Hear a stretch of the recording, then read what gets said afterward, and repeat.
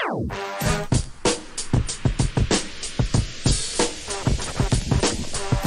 time for the shop report with Barbershop Jay.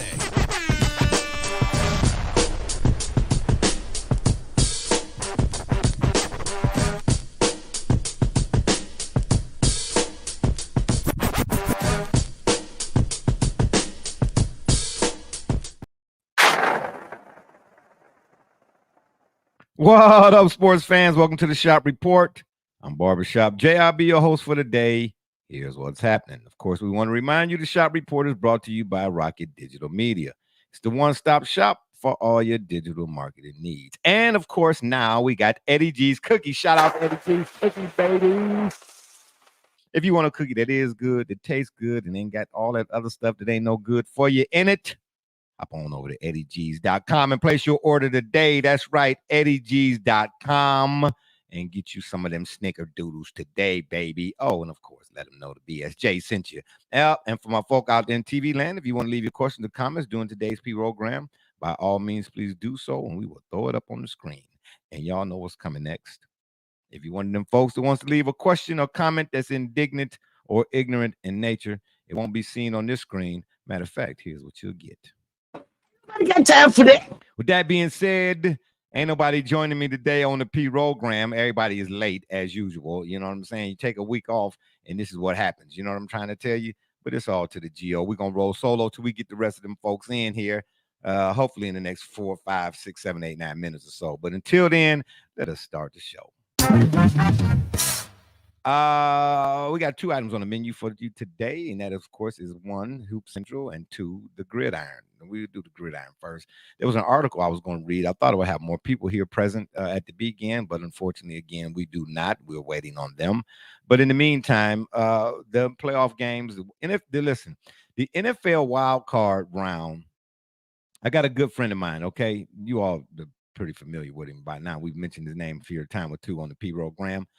Who played in the NFL. And, you know, he and I were discussing once upon a time about the level of intensity when it comes to the regular season versus the first round, the wild card round, and the divisional round, and the NFC or AFC championship round, and then, of course, the Super Bowl. And even though your regular season, you do what you do in the regular season to position yourself for the postseason or to even get in the postseason, right? The playoffs or whatever, right?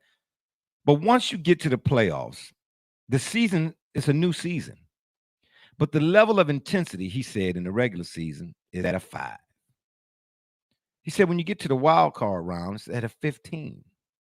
You get to the divisional round, it's at a 30.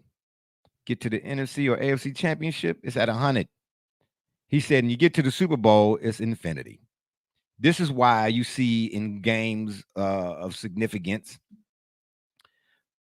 players come out or teams come out like in the first quarter or maybe even somewheres in the second quarter. Like, you know, I'll give you an example. This past slate of games, the Ravens and the Texans, right?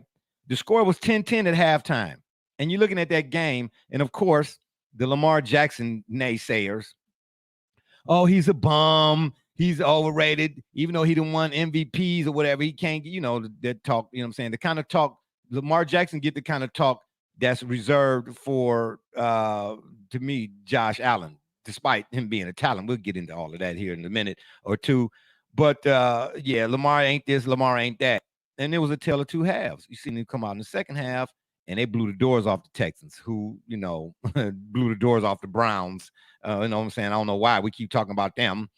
But anyway, but you can see, even from both squads, I know the Texans were at home against the Browns, but if you see how they played or how they started out against the Ravens and the Ravens as well against the Texans, there was a little bit more, the folks was a little bit more tight, okay?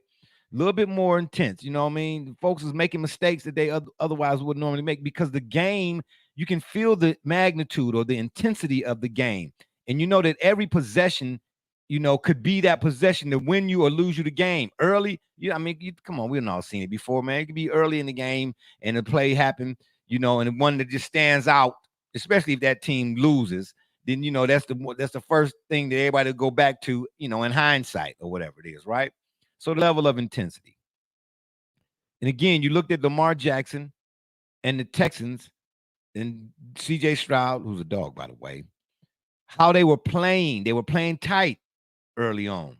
And it just took halftime for the folks to say, okay, wait. Let's shake it off now. We here. Okay, it's a 0-0. It's an even Steven ball game. Let's go out here and show them why we was #1 seed. And of course, Lamar went on ahead and did what Lamar do. All I'm saying to you is, as always, the NFL, they know what to do to draw you in. Okay. But the controversy surrounding the NFL,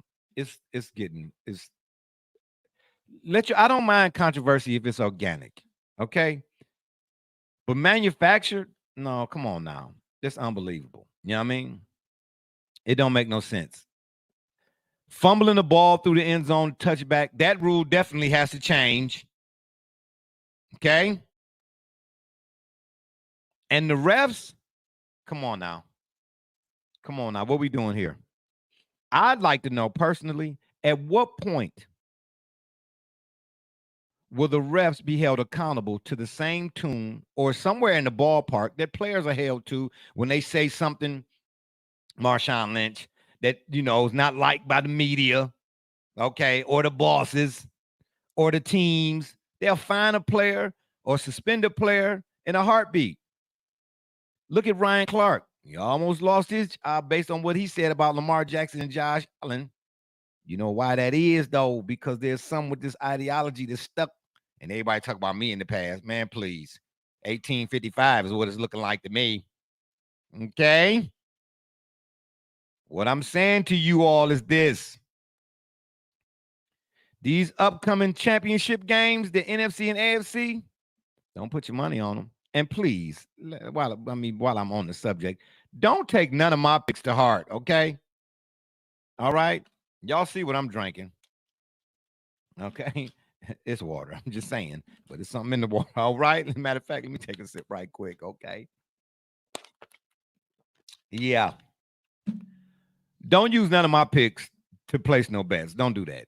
I just pick for fun, man. And sometimes I do it just to stir up controversy. That's all. Just to stir the pot, baby. But don't use none of my picks. You know what I mean? Don't put your money on them. Because I'm telling you right now, in this upcoming AFC championship, the Ravens and the Chiefs, few things y'all might want to take note. Patrick Mahomes been to 5 straight AFC, being every AFC championship since he's been in the league.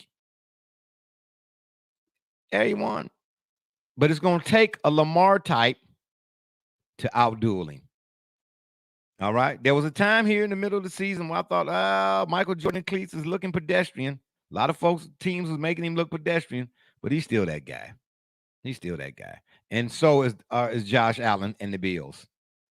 All right. I don't know what it is. I thought the Browns were snake bit. Man, oh man, oh man. The Bills and Josh Allen all the way bit. Okay. Listen, there was a national talk show host. I wasn't watching the show. I seen a clip. Mike Greenberg said that he would take Josh Allen over Lamar Jackson. And there was a question posed. Is Josh Allen an elite quarterback? An elite talent? Yes. Quarterback? No. Y'all know my line. Signature players make signature plays in the signature moments of a signature game. You had a chance to dispel all the notions and the fact that let's not get it twisted. The Chiefs and the Bills did play in one of the most iconic NFL playoff games in history of playoffs. Okay, couple clicks ago. You know what I mean? What the score was 42-36 or something crazy like that. The game went down. The Bills had the game won type of deal. Okay, yeah. But you can't, if you're Josh Allen, you can't keep doing what he's doing in critical moments and still be that guy. And what happened to James Cook? That's what I want to know. Why, to me, it looked like they kind of stopped running him really in the second half. You can't win in the NFL with no balance. That's the point I'm trying to make to y'all. You just can't do it. You got to have balance. And you can't keep using your quarterback, Josh Allen, for that balance. Now, people on the flip side will say, well, heck, they use Lamar to run. But if you look at the type of runs that Lamar does, number one, Lamar protects himself way better than he did when he first started out, as do most running quarterbacks, if you want to call it that.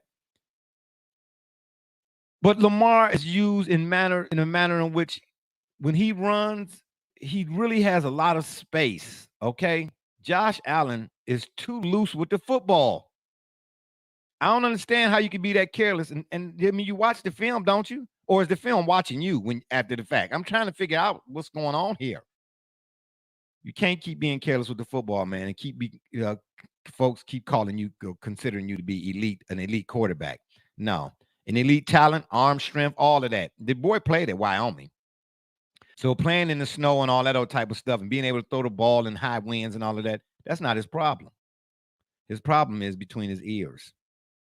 Again, in moments that matter most. Can't keep doing that. Okay. And then we want to question or say that he better than Lamar and Jalen Hurts and and all of the other. Yeah, no. Because he ain't really did. And what has he done? Josh Allen. Regular season phenom.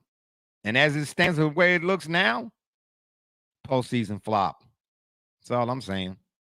So at the end of the day, we're going to make some picks here for the upcoming NFC and AFC championships.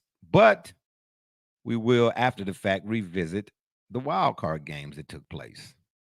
Because there's two other ones that was on the docket that I want to discuss. Because I'm going to mention something about one of the teams that played in the divisional round. Excuse me, that begrudgingly I'm going to have to give some credit to. The guy was supposed to come on the show. Y'all know him. He used to be on early a few years ago. Showed up a couple of times, but apparently, like Homer Simpson, he faded into the bushes. Even though his team, took an L, he was all smiles and whistles. Anyway, we'll get to that in a minute. The AFC Championship, I'm telling you right now, for a lot of reasons, I want to see Lamar win. I do. Love Patrick Mahomes. He that guy. Can't take it from him. He that guy. You don't bet against him. He got that what Brady had in terms of you can't leave him no time on the clock.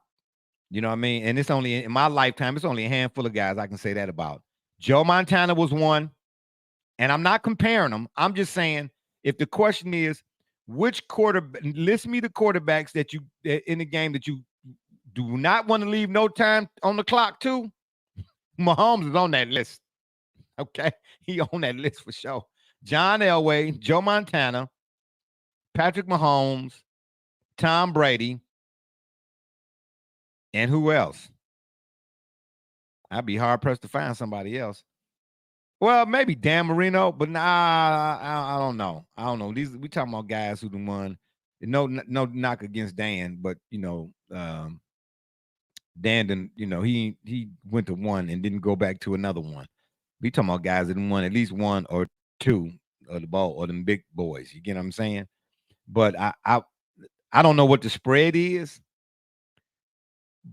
And to me, this I don't know why the NFL does this either. I looked at the times, when the AFC Championship, I think it come on at 3:00, and the NFC Championship come on at 6 something or whatever. That should be the AFC Championship should be the latter game in this case, because that's going to be a humdinger. Somebody tell me, please, what do the Ravens not do that the Chiefs do? Does that make sense? Ooh, we say that fast 2 times.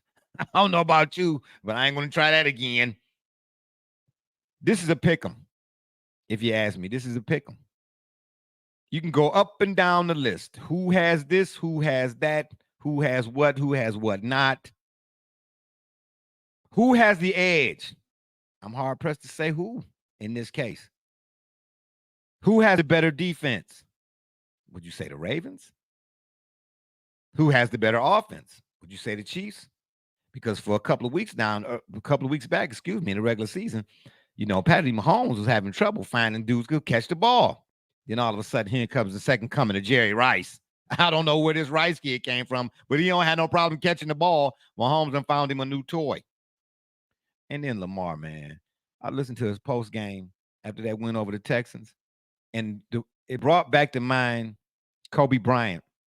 I forget what year it was, but the Lakers were in the finals, and the reporter was asked, they were up like 3-1 or something, whatever it is. They were up, the Lakers were up in the series, big time. And the reporter was trying to bait Kobe into saying, yeah, we got, like some guys do, take the fall for it. No, absolutely not. The banana in the tailpipe, or the tailpipe with the banana. Kobe was like, the job's not finished. And he had an expression on his face like, man, don't ask me no dumb questions. Get out of here. Next. Lamar had that same demeanor. I don't know if he said those same things or something similar to, but he had that same demeanor. Man, basically, the job's not finished. He just got to renew. He got a different type of focus, it looked like. You know what I mean? And I think the Ravens going to pull it out. Being at home in this case, it definitely helps. Oh, most definitely it does help. Yeah, it does. I'm giving them the slight advantage. That's what I say. I don't know what the spread is, but it can't be no more than 3.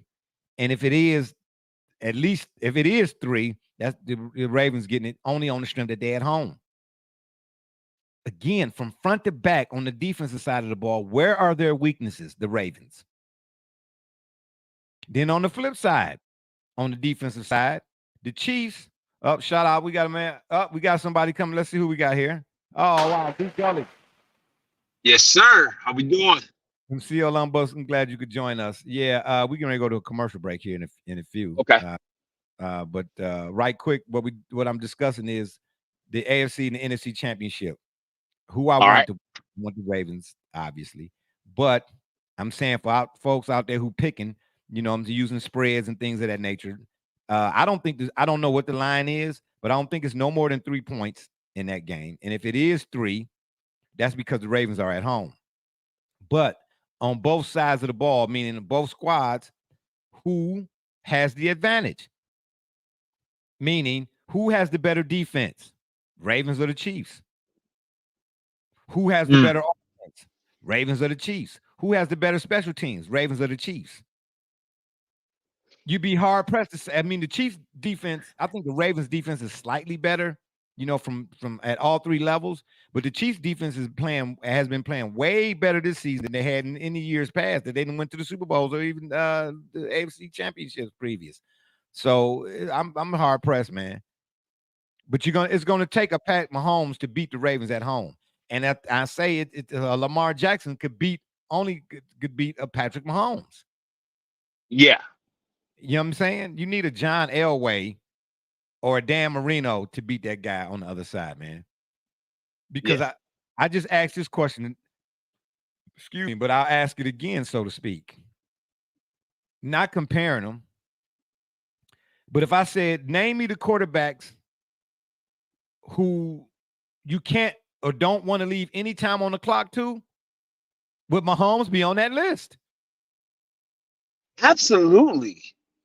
Okay. We've already seen it. And we've already seen it. I mean, in his career, think about it this way, right? He's been in 6 straight conference championships. Right? And been in 6 straight conference championships. Yeah, or every one since he's been in the league. Since he's been a starter, right? Since he's been a starter. Right. Okay. And in that time, when did you see him, let's say, fail to capitalize off his final possession, right?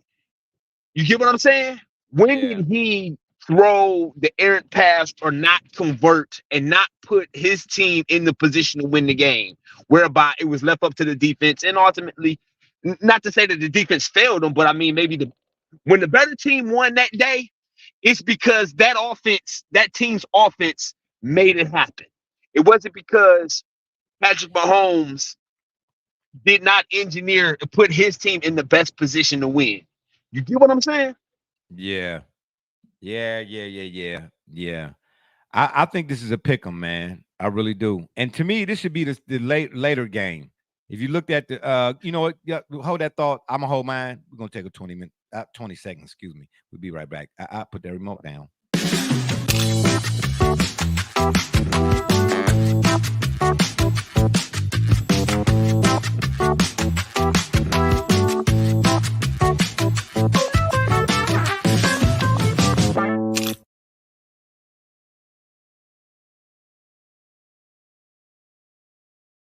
That's right. Get your Eddie G's cookies at any travel center of America. If you're on the road going to see Grandma, Little Red Riding Hood, you understand what I'm saying? Stop on over there when you go to get your fuel or refuel.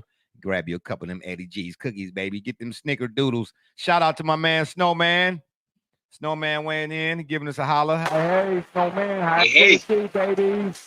What it do? What it do? Yeah, I think this Ravens Chiefs is a pick 'em. And again, it should be the later game. You know, the AFC Championship is at 3 Sunday, and the NFC Championship is at 6. It's at 3. It's at 3. Huh? What's It's at at 3? 3. The NFC Championship is at 3 o'clock. Nah, bro. Yes, it is. It's because No, it's it at 3 o'clock. It's at 3 o'clock Pacific. That's why. What? Both games are positioned to be on it. Oh, okay, Yeah. my bad. Okay, Yeah. I'm about to say. Okay, yeah. Okay, my bad. My bad, y'all. I did play with. Yeah, it was a bit of wordplay on my part, but I said it that way so that way you would understand why they put that game on at 3. Why they put the Chiefs Ravens game on earlier. Yeah, okay. Well, I mean, it had to be something. All right, I'm cool with that. All right, I'm fine with that. Because to your point though, that would be if like for example we got the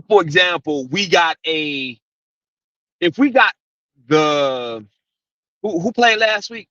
Was it the Packers Niners? We're gonna go back over. So yeah, we're gonna go back over the divisionals. If we got the Lions Packers conference championship, you better put the Ravens Chiefs on that at the later game. You know what I'm saying? Got you. I got you. It's a logistic thing. Yeah. Yeah, I got you. Yeah, I'm still sleepy. Snowman said he doing good. I'll be doing both championship games on my channel on Sunday. Yeah, shout out for that. Yeah, because this is a big one. This AFC championship is a big one. Even if the NFC championship is not as big, but yeah, this is definitely this AFC championship, man. I want people talk about the viewership. You know what I mean? I wonder what the viewership gonna be surrounding that one. You know, I mean, it's gonna be the NFL, of course, but that you don't get no better than that. You know what I'm trying to say? And I want Lamar to win for a whole lot of reasons other than football, if that make any sense. But yeah, I think the AFC championship, it might be the Super Bowl. No, I wouldn't say that. I wouldn't go that far because I think that Super Bowl matchup, once we get into it, I don't want to go too far. If you know what I'm saying, to keep the show on the rails that you set us on, but I won't go that far to say it might be the Super Bowl. Well, I would put it this way: I would hope not. I certainly hope not, because of what I think what I think both the NFC championship contenders stand to bring to the table. Yeah, but if I'm not mistaken, didn't the Ravens? Yeah, the Ravens beat both the 49ers, excuse me, and the Lions. And they beat the Lions soundly, 38-6. Yeah. Earlier in the season. Exactly. If I'm not mistaken, bear with me here. I believe they beat the 49ers too. Yeah, 33-19. Yes. So that's why I say this is the AFC Championship is the Super Bowl. Right. And come to think of it, yeah, it would be a Super Bowl rematch if the Chiefs were to win versus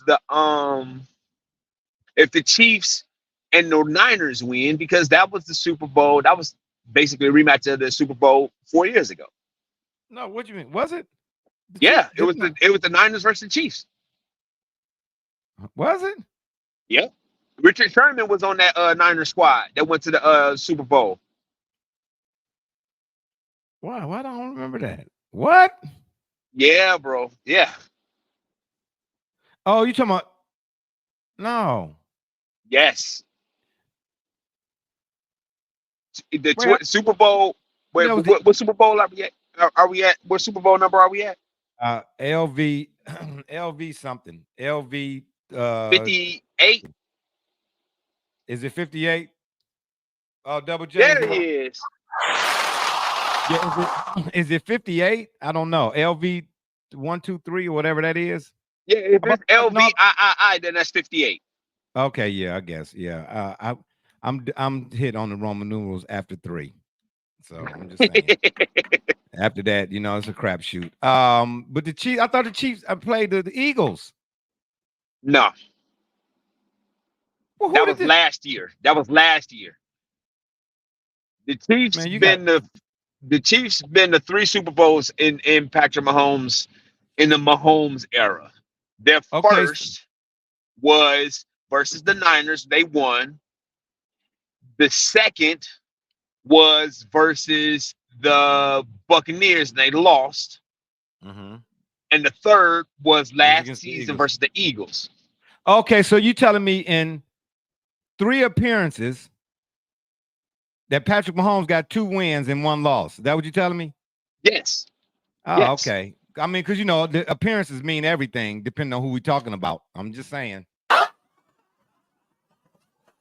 Don't do that. Else, see, you know what? Don't do that. I'm just saying. No, I'm just saying. I'm just saying. I'm just saying. Today. No, I'm just bro, saying. No, yeah, he did. Yeah, he did. Yeah, he did. Listen. Yeah, he did. Yeah, he did. Yeah, he did. You've been traumatized so much. See, no, you got to sit down on the couch for that, man. You've been traumatized so much because it happens so often.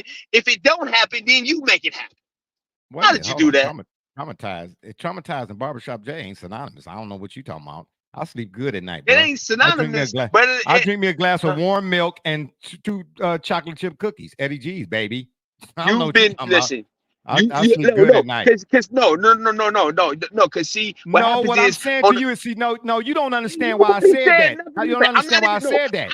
Because I said that. Let me tell you why I said it. Whistle me. No, bro, you ain't gonna dog whistle me. Listen, you wanna know why I said it? You know, because you don't know what you're talking about. No, hold on, wait a minute. I'm gonna tell you what. Nobody brought that up about an NFL. I tell you what, it ain't about an NFL player. I know for sure. My team is not about an NFL player. Okay, listen, but don't chastise me. Don't chastise me for what I said without finding out why I said it. This is the problem. Everybody want to go off the rails right quick. If it ain't got to do with a football player, then you shouldn't have brought it up. That means you've been traumatized. Yeah, I should have, because again, you talking about what I said, but you ain't asking me why I said it. Okay, because I'm gonna tell you why. Okay, well, let me know when it's my turn. All righty then. I'm just saying. All right, go ahead, bring it up. Tell me why you brought that up. Tell me why. Thank you. Then you can say whatever you gotta say. Because there's a certain member of the P program who when I see them at work, always want to talk about somebody in their appearances. Okay, so I know he's watching right now. So what you do? That's why I had to say it. Yeah, exactly. Every time I'm at work, this certain dude keep coming up to me talking about some 10, or he talking about MB 70. I said, I see you like multiplying in 10s, but guess what though? Appearances versus the actual outcomes, if they don't weigh the same, then they ain't the same. Is what I'm trying to tell you. And this person came to me yesterday. Double J, this is where you know what's happening here. You can't listen, Double J. I'm gonna tell you something. Double J, this is brother Rich think that Lamar Jackson is too quarterbacky. He ain't quarterbacky enough. Listen, stop it, Double J. And this is where you find out. This is where you find out. Look, this is where I'm tagging in the wrong partner on the team. I'm in the listen. I'm over here. Double J. I'm like Roman Reigns. Explain. I don't need no partners. Explain to him. No, you do because you need help, and I'm trying to give you the help. Rock. Listen, I don't need no partners. All right, see, you're going down the slippery slope. Listen, hey, Double J, explain to him. Be careful who you try to play games with. Oh, Finish what you were saying. He did not just do that. Finish what you were saying, because it was leading us down the road to nowhere. you took an indirect shot at somebody. Because somebody said gave me a shot that y'all were not present for, is what I'm trying to tell you. That But wasn't what for I'm telling you that was is for the person that's watching at home you in his one piece, he's you wearing a onesie right yourself, now with a listen, trapdoor in the back. you yourself, if we check the tape, you yourself have been on record in the past taking issue with people invoking said person in conversations they have nothing to do with nothing. And you did it for Exactly. the you And I listen, had what to I'm do saying it is, because somebody no, you attacked didn't me have to do off it. air. Somebody You, attacked me off air, and I told them I'm going to come to the screen and bring it to you live and directly. Okay? but That you wasn't even for did. you. You But should have sat that instead, one what out. you did was you did what he did. You did what he did. Exactly. I let him know. Do you know exactly? Turnabout is Do you fair play. understand? Look, Gully, do I you not actually understand? get the point that you're making here. I don't This is listen. I what I'm don't care saying. what. You know Okay. you know what he doesn't realize he's doing? He doesn't realize he's actually driving the DeLorean back to 1955 and handing Biff the almanac himself. Oh no. Okay, so You putting the almanac right in Biff's hands. You so listen. guess what? And So we what- saw yeah, what so that what- so future if was like. We saw Yeah, what okay, that so if I'm future was driving the DeLorean back to the future, so what? I got a car. Hey, but you know what? What's not, really said? Because we got a chance to see what the world looked like if Biff had the almanac. So you tell me, did Marty make a mistake out of selfishness and greed? Because Biff Well, I mean, did what the man was I supposed know to some do. people. I know some people on this program that do that. Yeah, exactly. Up and down, all the way around. Add Brother Rich to the mix. And I sent him an invite, by the way. I don't see him here. Yeah, that's all I'm trying to say. Yeah, I did. Yeah, I did. I sent everybody an invite, even the president. Yeah, I sent Trump one too. Wow. Yeah, come on this platform. Yeah, come on. Hey, I need to pause, man, to tell you guys real quick. Never allow Valvoline to replace your wiper blades, because my wiper blade just flew off my car. Yeah, listen. I told y'all. I told y'all that. I told y'all that mid-drive. I told y'all that 1,000 times. Stop going to them 5-minute oil lube changes. That's your fault.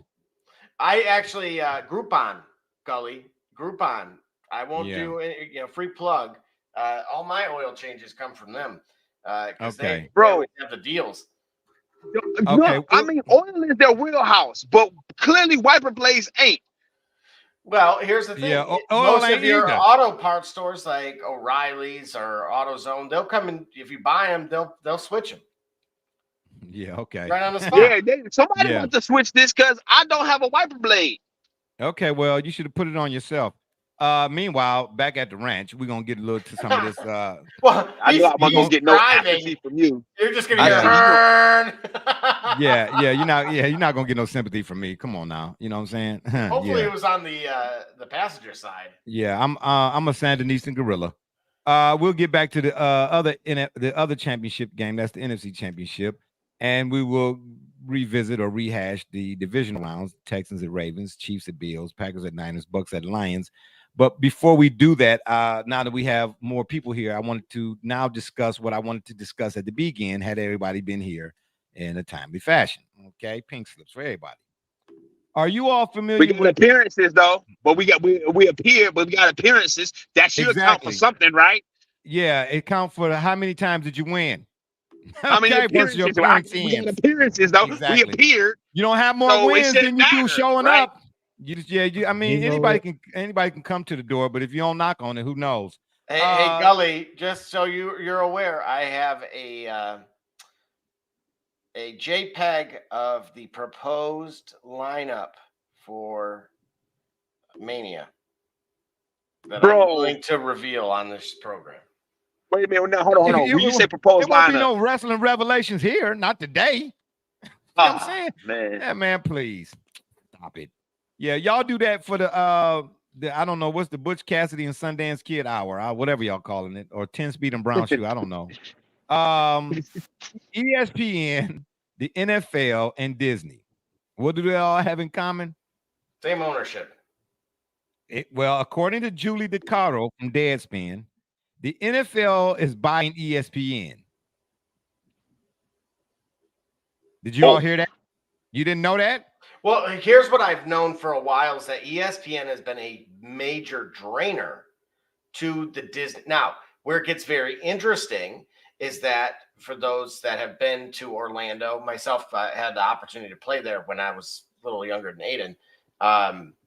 ESPN is a Disney property, like as far as in Orlando, Florida, the same way you could go to Epcot, it's the same way you could go to Wide World of Sports.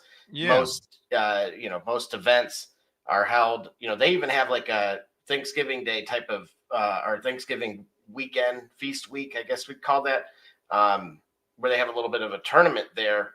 It falls short, in comparison to like Maui or some of the others, but still takes place there. All your women's like cheerleading and NDAs take place at the Milk House over there. So where does that go? That I don't becomes know. very interesting. Does it get rebranded? I don't know. All I know is, according to Ms. DeCaro, she says the NFL buying ESPN is the final frontier in the effort to kill sports journalism. And to add insult to injuries, Dave Zirin from SB Nation added, good journalism was already in danger at ESPN. But y'all keep tuning in. I'm just saying. But it is I disagree. Oh, please. But it is one thing to hide important reporting at the bottom of a website, Mr. Zirin says, and another thing to spike any efforts to investigate the NFL at all. If the league has decision-making power at ESPN, that is probably an inevitability. Okay, so what's getting ready to happen is ESPN's getting ready to start. Yeah, they're getting ready to start putting in place the people that they want to push the narrative that they want to push, because the so-called NFL is tired of being asked questions that they should be having to answer. So they're gonna put in the puppets so that they ain't got to answer them type of questions no more. Oh, exactly. Well, wait a minute. Here's the thing. Were you not witnessing what occurred when? Well, he owns it again, but do you remember Roger Goodell had Dave Portnoy, Michigan grad, arrested once upon a time? He's banned still from all NFL stuff, from Barstool Sports. Of course. So to your point, this has been done and dusted a long time ago. They have their own network. Why they want this one? Where I believe this is going to lead to a new coming type of effort. I've mentioned before what ESPN did for its time. It worked, but it was already becoming a fossil before our eyes because of how content is consumed presently. Instead, no different than most of your channels that you'll see a DraftKings hour that is merely teaching people how to sign up and register, has nothing to do with any odds for that day, anything like that. It is literally trying to tell you how to do it. I actually felt like it's gotten so far to a point that you could make the argument that they should be sued because they're trying to they're worse than dope dealers at this point. Like, because you can at least run away from them. You can't get away from an email, or now it's on your TV screen. You're getting a text message. Again, people consider gambling as an addiction. And so it's all gotten bigger than its britches. So my point is there's going to be an additional network that exists, and it's going to be the FanDuel channel or the DraftKings channel. And it will be nothing but your odds 24/7. As long as ESPN is behind it, then they'll still stay relevant to some degree. But if it's separate from, they want it separate. If it's separate from, then that's the death of. But I'm with Mrs. DeCaro. All right, the NFL buying ESPN. That's it. That's it. Sports but when have they? Hang on a second. Remember, they fired. Not that I always agreed with her, but Jamel Hill and anyone who went rogue, Sage Steele at ESPN, or just had difference of opinion, was axed for the last decade. Listen, if you don't speak if we don't say what we want you to say and say what we think, that's what my point. They've already been doing that in that building. Yeah, they've already been doing that in that building, right? And guess what? It didn't Okay, work. but the NFL, no, we're talking about the NFL. We're not talking about ESPN by itself. Once the NFL buys ESPN, the NFL is going to then have people in place at ESPN to speak good about the NFL. Actually, no, but see, here's the thing. Actually, I think it's gonna. I think there's gonna be a bit of a backfire. Since you know that already, there's no need to hide behind faint pseudo ambiguity. We know that the NFL, right? I basically, don't want to watch propaganda. I don't give a crap. But you watch can. No, I don't. But you already but you already have it. Oh, but you already have it there. That's what I'm saying. Don't get it mistaken that I stop fall it, asleep Joey with ESPN on. Mike James. No, stop it. Because you know, wait a minute. Hey, News History Channel. If you had something relevant on at 3 a.m, I would let you run all the way through. But instead, I got to go to somebody else. I know one thing. I don't care about the History Channel. Modern Marvels. That's what you need to be watching. Well, you said Captain Marvel, your favorite movie? What did you say? Oh, you cracking funnies now. Unbelievable. Try again. I don't know. Y'all must think y'all talking to Water Cooler J today, because it ain't going down, bro. Hey, you know what it is? Gully, his beloved Harbaugh is out. He going to the Chargers? I don't care. Oh. I just because your beloved Muckeyes, because you would call them the Muckeyes. Anybody that knows me, I call them the Suck Eyes. Anybody that knows me, no, I'm not Ohio State fan at all. Try again. You wasted the opportunity. Well, that's my point. You wasted the opportunity. I don't care nothing about the Buckeyes. I told you, as long as Jim Harbaugh was roaming that sidelines to Ohio State, he was gonna have a run like Urban Meyer did at Michigan. Jim Harbaugh was getting ready. Listen. That's sad. Do you think? That's all you can do. All right. Do you think? How many more championships did he win than Purdue win? Go, what you say? I'm just saying. Well, first of all, back to our point. I wanted to say this. What was the point? That's you the host.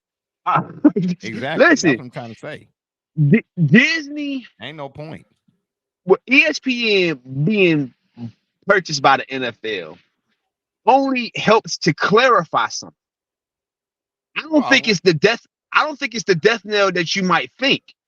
What I was attempting to say was we already have pseudo ambiguity or pseudo objectivity at a network when it comes to. Gully, you're absolutely right. Look what happened on the Pat McAfee show when Aaron Rodgers spoke out, and then all of a sudden Aaron Rodgers was no longer allowed on the program. Right. So now you know where the lane is coming from, right? Okay. So that means what are your next biggest competitor, your next biggest network, Fox, can now give you the side they can lean. They can lean specifically in one direction. Like, for example, they can be. Say again. I don't know if it's Fox. I think it's CBS. The next no. I think it's Fox. Daytime programming. When you talk about daytime programming on sports programming, they have what is it? Boomer. Yeah, they don't have any sports journalism programming like ESPN does. So now Fox can be like Fox News presents themselves as the balance to a largely center leftleaning geopolitical media space. Fox can say, hey, we're right, center right. We are the balance because you know what lane we're coming from. And they can stay in that box and be consistent. With ESPN being bought by the NFL, you know what lane it's going to come from. Well, so you don't have to bother trying to be objective. No. What do you mean? Because both are getting money from Soros. And it doesn't matter about both. It's about it. So no, it doesn't matter about both. It doesn't matter about the money. It's about the presentation. Slide to the left, slide to the right. You know, crisscross. No, but you're missing me. It's about the presentation. Hold that thought. We're gonna take a 30-second, y'all. This is getting interesting. It's Kay Cunningham, and you watching the Shop Report. Hey, this is Doug Flynn of the New York Mets. Well, a few other teams, of course, too. And you're watching the Shop Report. Hey guys, I'm Les Norman, former Kansas City Royal, and you're watching the Shop Report. You're Jay Knight, you're watching the Shop Report. Bryson Key, you're dropping in on the shop report. I'm Homie Diallo, and you watching the shop. How you doing? I'm Rajay Davis, and you're watching the Shop Report. All right, shout out. We back. What was you saying, Gully? Go ahead, finish your thought. It's not about. It's about the presentation. ESPN, if owned by NFL, we know that will be the NFL's official media partner. It's like leveraging. It's like outsourcing, right? It's like a contractor. Hey, instead of like ESPN, Disney, and who else did I say? The NFL. They strange bedfellows is what is going on here. Yeah. So what I'm saying is exactly if the NFL's product is football and celebrating football, it has to do an incredible job of presenting and creating the media to promote football. The NFL is supposed to be about football. Now they have a fully fledged, fully built propaganda machine to do that for them. They can worry about developing, harnessing the product. So they offloaded that. But in doing so, the NFL now is going to have a fully functional network with worldwide brand recognition to be able to say the pro NFL things and take the pro NFL stances that the pro NFL imagery wants. So if I'm Fox, I don't have to worry about being objective anymore. They already got somebody. I can just say, this is what the NFL won't tell you. I can bring up everything the NFL won't tell you.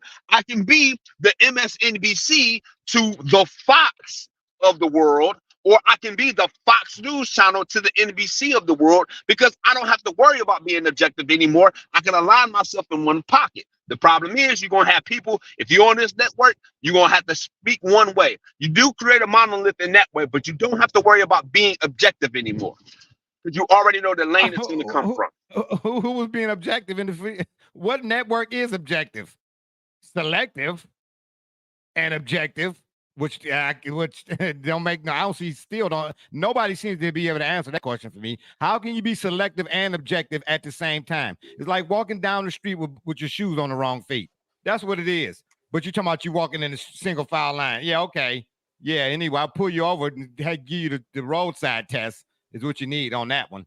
Yeah. Anywho, let's talk about some of these. Well, I was going to say there are some kind of nerve-wracking elements to this that Gully's pointing out about.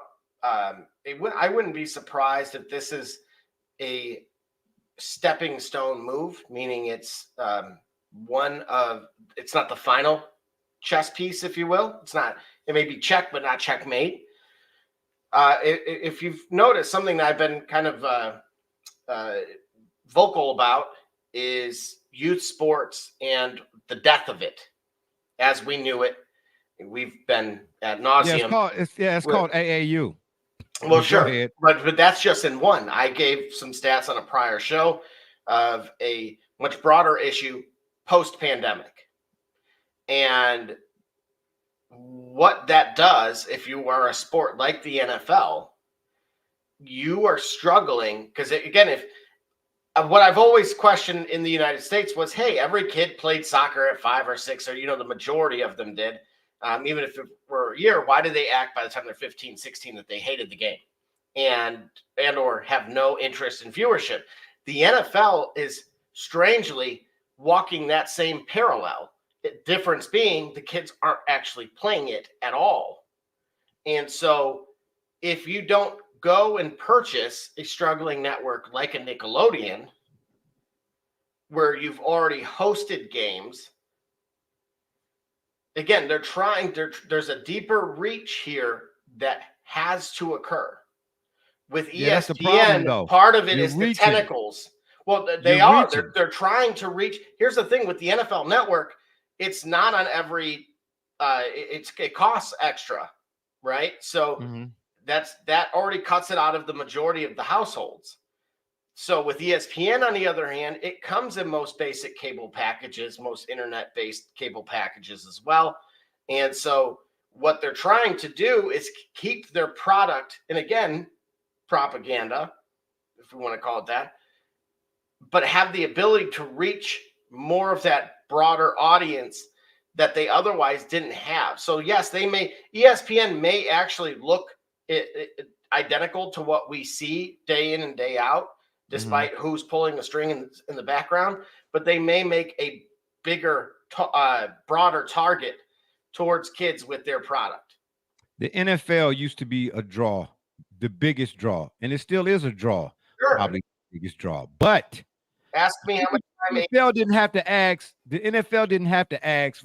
Everybody wanted the NFL ticket, and I don't mean the Sunday ticket. I mean everybody wanted to see the NFL. The NFL was the big dog. Like y'all had to come see me. It was a line. Take a number. Now the NFL is reaching out to them communities with them little kids, begging them. Okay, we'll give your school extra dollars if you buy uniforms. If y'all get more, nobody listen. Young people, young guys are not playing football now because that's the future generations of NFL stars or whatever it is. They're not playing that no more. Same, almost to the same tune that you don't see baseball in the urban areas type of deal. You get what I'm trying to say? It's no longer a thing. Ain't no more Ken Griffey Juniors. And so thank you. I mean, I do what I do, baby. You know what I'm saying? Just because I take a week off, you had to watch wrestling, for 17 hours. I'm just saying, oh my gosh. Anyway, really? You doing shots? You doing that? That's what we doing? That's what we doing? That's what we doing? That's what we doing? You trying to stick one in over? Like we wasn't gonna catch that? Okay. Yeah, bet. Triple threat match next week, Wednesday. Barbershop J. I'm not worried about it. Double J for the TSR heavyweight championship. Okay. Absolutely. Bring the chairs. Absolutely. Next Wednesday, actually, it'll be no sports intended. I'm gonna see if I can round up some folks that we're gonna do a hip hop special. Oh, absolutely. Yeah. Billboard put together the top 50. Oh, I can already tell I'm gonna hate this list. Yes, Billboard put together the top 50 rap duos or whatever. I'm gonna tell you, Double J. And let me just you're give you gonna an example. not understand it before you hate it. Okay, it's not going to be comprehensible for you. Then once you put it together, then you'll hate it. That's what I'm somebody modern. Just to give you all a spoiler, they have Migos at 11. Stop it. Yeah, they have Migos at 11. Yep. I'm just saying. Well, this is one we've been waiting on. Listen, you don't want to the same guys that came at Bone Thugs, and yet. Listen, what I'm trying to tell you. Anyway, they have Migos at 11. Listen, Billboard, the world-renowned Billboard was more prevalent or more popular than The Source. Okay, when The Source ain't what I don't even know if they even print The Source. Well, Benzino did that to himself, but that I'm just saying. But anyway, Billboard magazine is like the creme de la creme of music. You want to talk about collusion in propaganda machine? Yeah, okay. Well, I'll tell you what. Wait till we do this. Wait till we do this one. Yeah, wait till we do this one. That top 50 list, Billboards, it's terrible. Anywho, let's go back. Let's revisit the divisional rounds, AFC, NFC divisional rounds, right quick. That Texans at Ravens. Halftime. At half, it was tied. It looked like it was going to be a game, but then Lamar came out with that Kobe. I was just saying earlier when we started the show here that in Lamar's post game, he had that same demeanor as did Kobe one year. They were in the finals, and I think the Lakers were up big in the series, but this series obviously wasn't over. And the reporter asked Kobe something about how he feel or something like that. He's like, man, it's not over. The job's not finished. Oh yeah, you're up 2-0. You know what I'm saying? How you feel? Is the job finished? Yeah, what's there to be excited about? The job finished? Exactly. You know what I mean? And Lamar came off. That's the impression I got when I saw Lamar in his post game, after that win over the Texans. And just imagine, what the Ravens did to the Texans did to the Browns. But anywho, and then in the other one, the Chiefs at Bills. What else can we say about Buffalo? There was a question posed that Josh Allen was an elite quarterback. Is he an elite quarterback? Elite talent, yes. Elite quarterback, no. Don't do that to him after that game. Don't do that to him after that game. No. Do not do that to him after that game. It's not just that game. No. It ain't just that game. That game? No. What do you mean it ain't just that game? Because in that game, every question you asked of him, he answered. In that game, he still got a problem with turnovers. What are you talking about? He did Listen, not. Josh Hold on. Allen Wait, is wait. Let me finish. Let me signature finish. player. Let me Listen, let me finish. signature No, players. you can't cut me Signature off. I ain't even players. finished making a statement. No, Signature not at all. players make Okay. signature All right, plays in the all right, signature so moments listen. of a signature game, and he has not been signature in none of the games. No, you No, didn't. No, stop not it. at that game. Stop. No, because you know why? You know why? Because if that's Stop. the case, because if that's the case, you would not agree with me that Joe Flacco had a great moment in New England in 2012 that came down to a Lee Evans catch in the end zone that Lee Evans didn't make. Yeah, that was Lee Evans. Yeah, that was Lee Evans. Lee Evans dropped so when Stephon Diggs dropped them 2 passes, one of which was over the right shoulder, placed perfectly beyond the defender in his reach, and Stephon Diggs missed that catch. I'm not talking about that. No, I'm talking about the fumble. Josh Bro, Allen has a problem with fumbling the ball in critical situations, and his decision making in critical situations is suspect still. He didn't fumble the ball in that last drive. He didn't fumble the ball in that last drive. He threw his receivers open and they missed the ball. Everything you asked him at all. Did he fumble the ball at all? Oh, we can look at the great quarterbacks that fumbled the ball and threw picks. No. That's not what we're talking about. No, we're not doing that. Did he fumble the ball at all? Did he fumble the ball at all? I'm gonna tell you again. Point to me a game that was of significance, and Josh Allen, not his receivers. We're not talking about them. Josh Allen did not make a critical mistake in the game. I don't care if it was the first quarter. I don't care if it was coming out the tunnel. I don't care if it was in the third quarter. I don't care if it was in the last 5 minutes of the fourth quarter. You do care, Barbershop, because his fumble, his fumble gave away the lead. Listen, I don't care what. Can you trust him? No, his fumble gave away the lead. Can you trust him in big games? I'm gonna tell you what. I didn't see where I would take that Josh Allen in that divisional. If that's the Josh Allen I'm getting, yes, I would take that Josh Allen. Well, then guess what you're gonna be taking? Same thing Jim Kelly took. L's. Everything. Listen, if we're gonna say Lamar Jackson ain't quarterbacky enough, every other quarterback, Jalen Hurts, Brock Purdy, except for Tom Brady, maybe, and even Patrick Mahomes a time or two here when they looking pedestrian, or Joe Burrow, any of them, the more recent ones, Justin Herbert, they all get their just due when they don't come through. Josh Allen is not above that. He ain't exempt. I didn't say he wasn't above reproach, bro. Yeah, he ain't exempt. Yeah, he ain't exempt. No, but I'm saying this game here, listen, what I'm telling you is, I submit to you that this game here is where Josh Allen is a victim, where his reputation is what you're looking at, not who he performed as in this game. I saw some of the same stuff I've been seeing. Man, what you mean? Bro, it ain't like, listen, it ain't for his reputation. I know one thing, is his reputation may have preceded itself, but it showed itself again. No, it didn't, I bro. can't forget about what you did if you keep doing what you keep doing. He didn't throw a pick in the time, bro. He put so he didn't throw a pick this time. Well, okay, wow. But he did have some questionable decisions. I ain't even talking about the fumble now. He had some questionable decisions in the game. In those 2 drives? I'm talking about, I'm looking at all 4 quarters, bro. Because remember, because you're talking about him being clutch. Listen, I ain't saying nothing about being clutch. No, because the X factor for our great quarterbacks versus the good quarterbacks is, who are they in the clutch? Everybody you named, right? And the one that got to prove himself still, he ain't about him being quarterback enough, because that's a misnomer. Okay, well, let me ask you this then. Let me finish my statement. No, let me finish my statement. You can't cut me off. Let me finish my statement. No. I'm gonna ask you a question. Is Josh Allen on the list of quarterbacks that you were afraid to leave time on the clock to? Is Josh Allen on that list of quarterbacks you would be afraid to leave time on the clock to? About clutch moments, bro. Man, he ain't. I don't listen. I said you that leave Josh Allen with 155 minutes, and he gonna get up.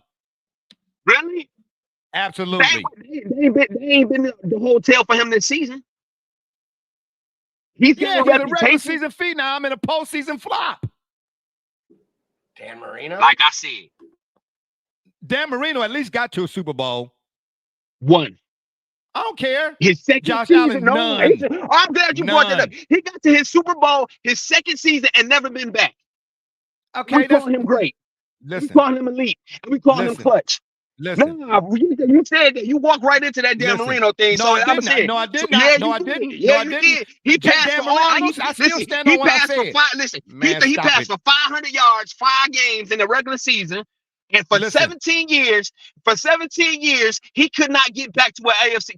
He cannot get past an AFC championship. Hey, listen. After he got to a Super Bowl, he showed promise one year. Number one, year, and never got back to a Super Bowl. A lot of times, I tell you what, when it came to quarterbacks, regardless of how many he did or didn't go to, he got way more than Josh Allen in appearances at least. What you mean? What I mean? How many Super Bowl appearances Josh Allen got? He's got 0.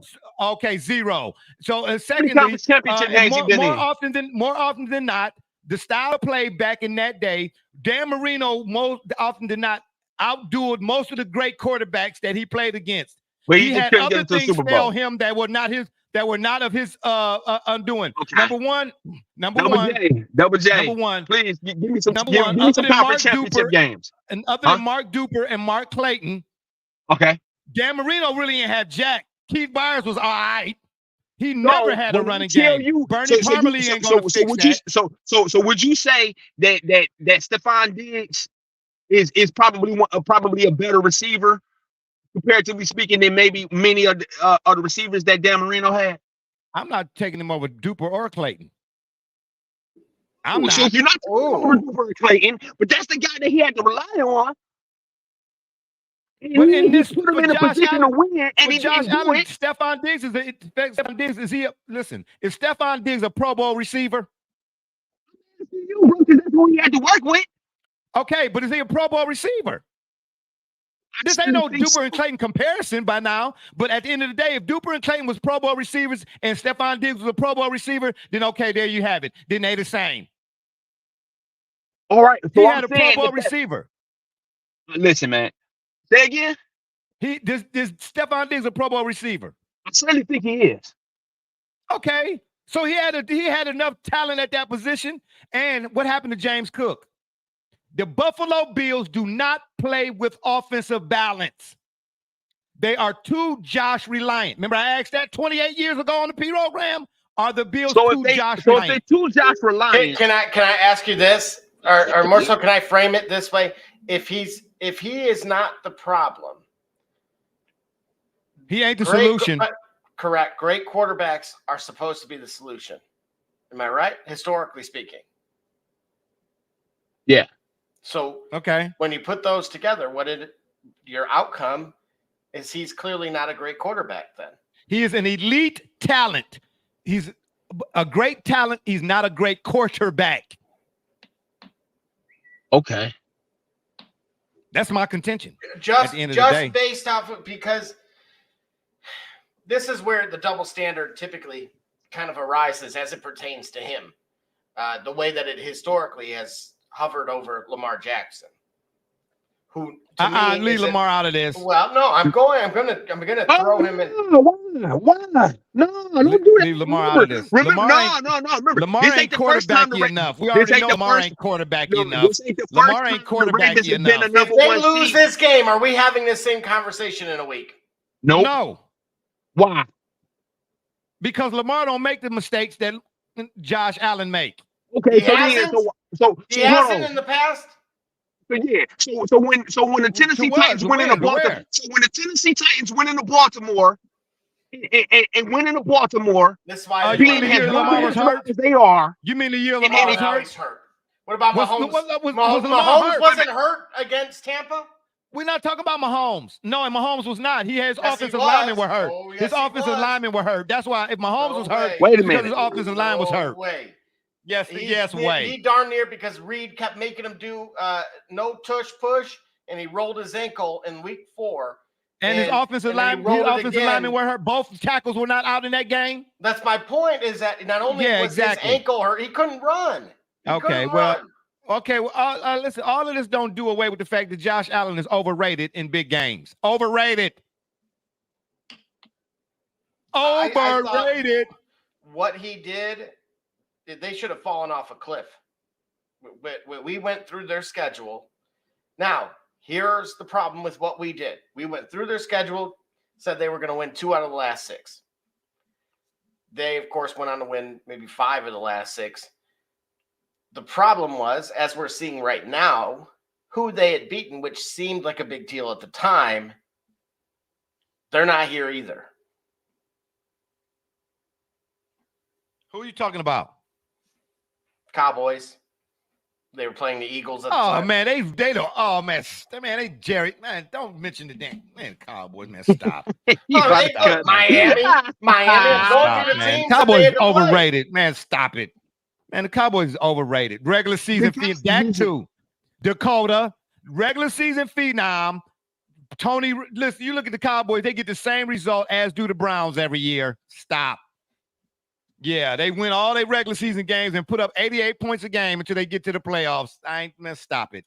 Tony Romo did the same thing, misplacing the hold on the field goal, holding his helmet. Yeah, man, stop it, man. Don't do Cowboys. Okay, whatever. Yeah, all right, got you. And then on the NFC side, the Packers, as much as I begrudgingly hate to admit, the Packers look like they done found something in Jordan Love. We'll have to see, though. Give defense a chance. Why do you say you hate to admit that, though? Because RB is a Packers fan. And I have to deal with this. You want my hot take? If the Lions don't go to the Super Bowl this year, they won't next year.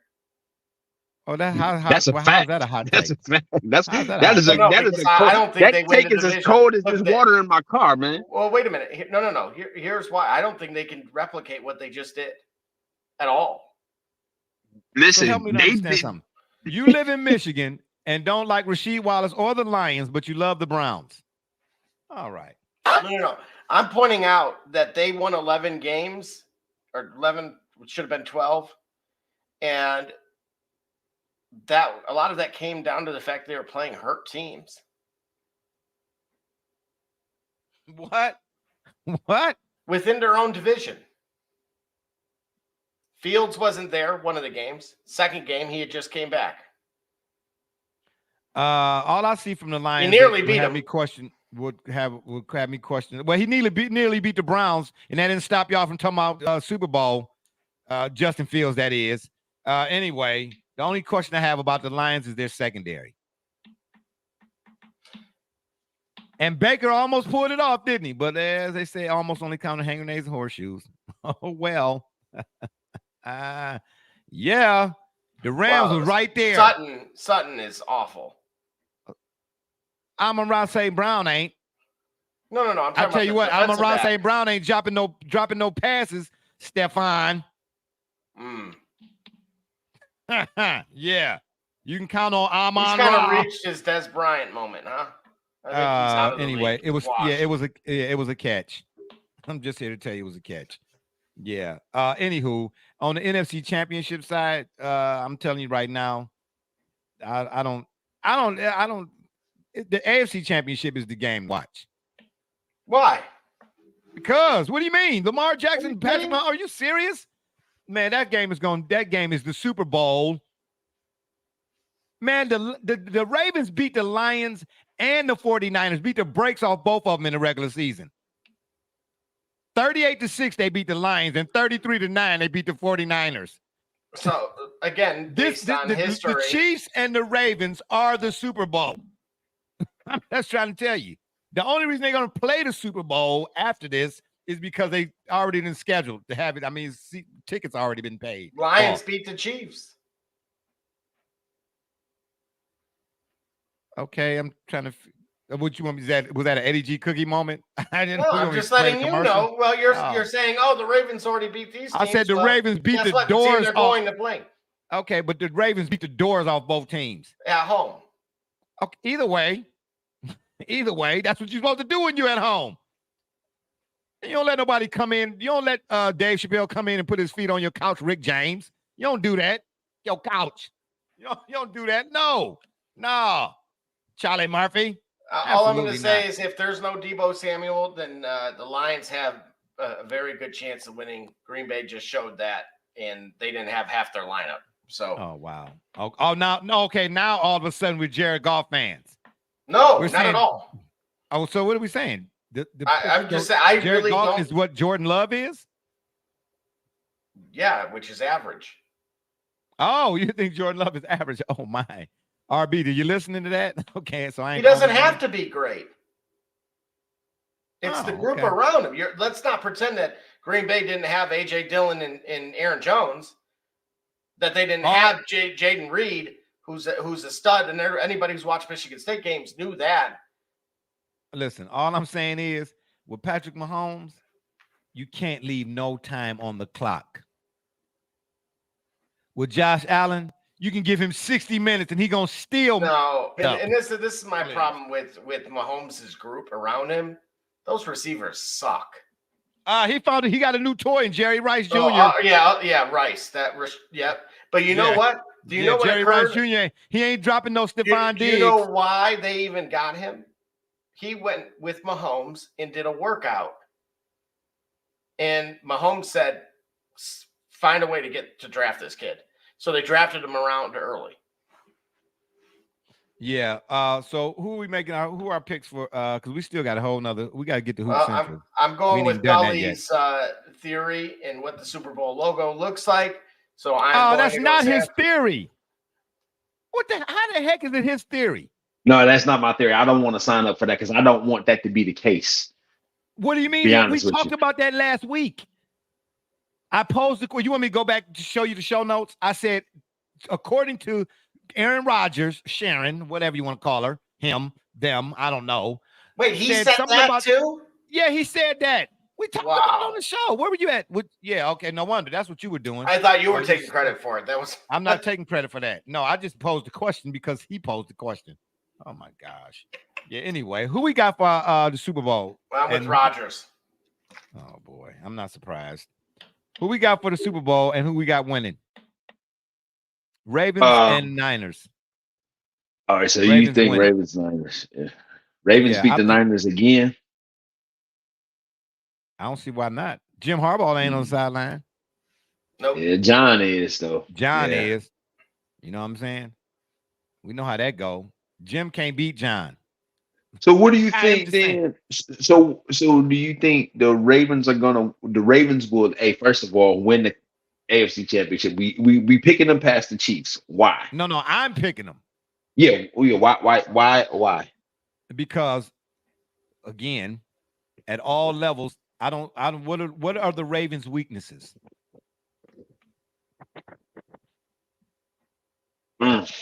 Cue the Jeopardy music. Well, they seem to give up big leads. They've done that historically. So defensively, there's some kind of mistake that occurs. This year, what are the Ravens' weaknesses? This year? True receiving core. I mean, they have a good line, but they should be getting Andrews back. But I guess they just signed Zach Ertz.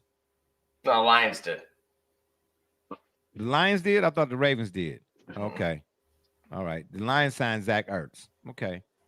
Again, Andrews aside, what the Ravens, what do they play? What do they do wrong? My issue with them is, which this hasn't really occurred quite yet, but clearly apparently the whole organization was like deer in headlights at halftime because of that score. And what was very interesting to me is they don't really have a true in between the tackles running back. Well, Dobbins and the other guy are out for the season. Exactly. So when you think historically with Super Bowls, especially towards the end, it's usually now they've had no struggle really running the ball.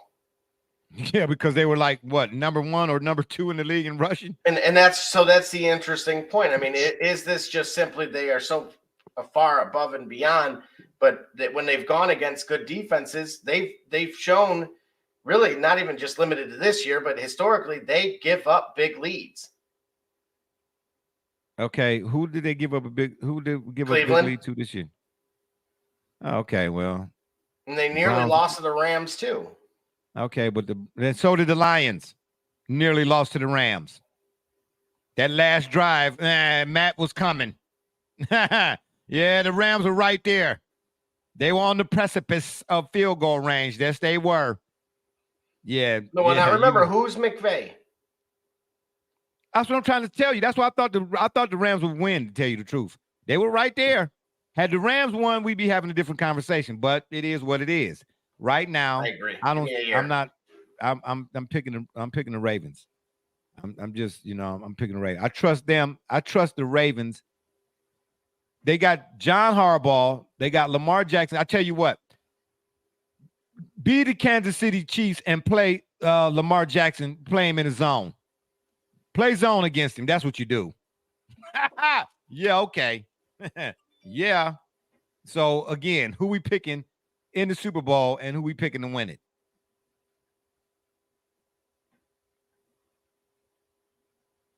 I'm still going Ravens, Niners. Niners win the rematch. All right, got you. Okay. And Gully, who you picking? Man, I gotta make a decision. Well, I mean, that's what we asked. That's what we asked to make a decision. I mean, trying to figure out what's going on here.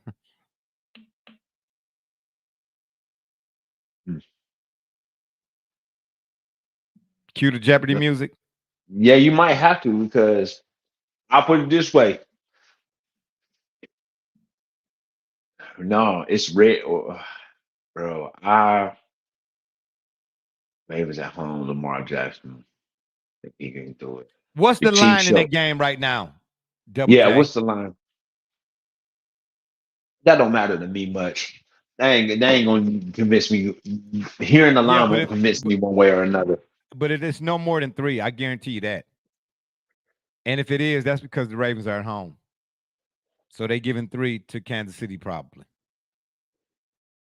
Because while we sitting here talking about Eric Bieniemy, this is the first time, even though the Chiefs are back in the AFC Championship, this is the first time they ain't been in the AFC Championship and they ain't been at home and they ain't been the number 1 seed, if I'm not mistaken.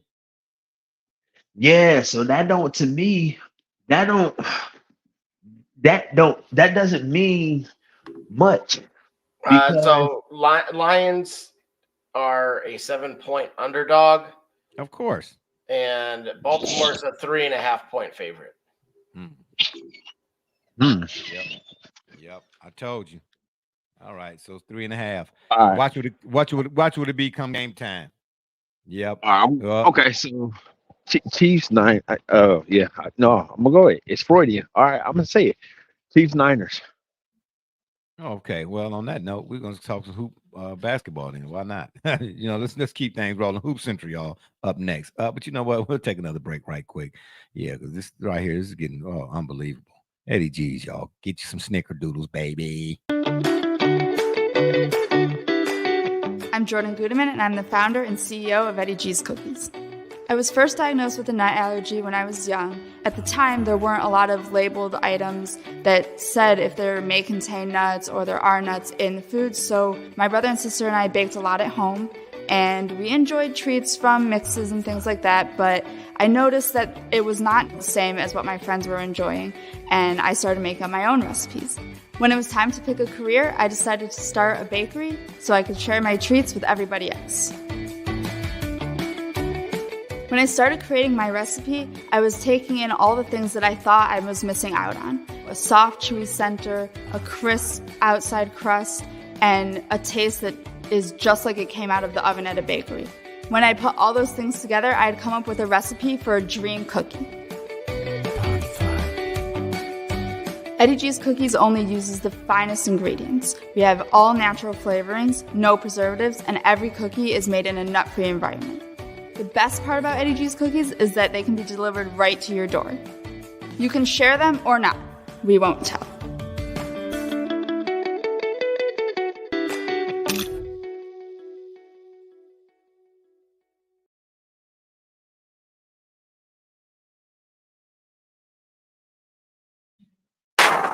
Cookies, baby.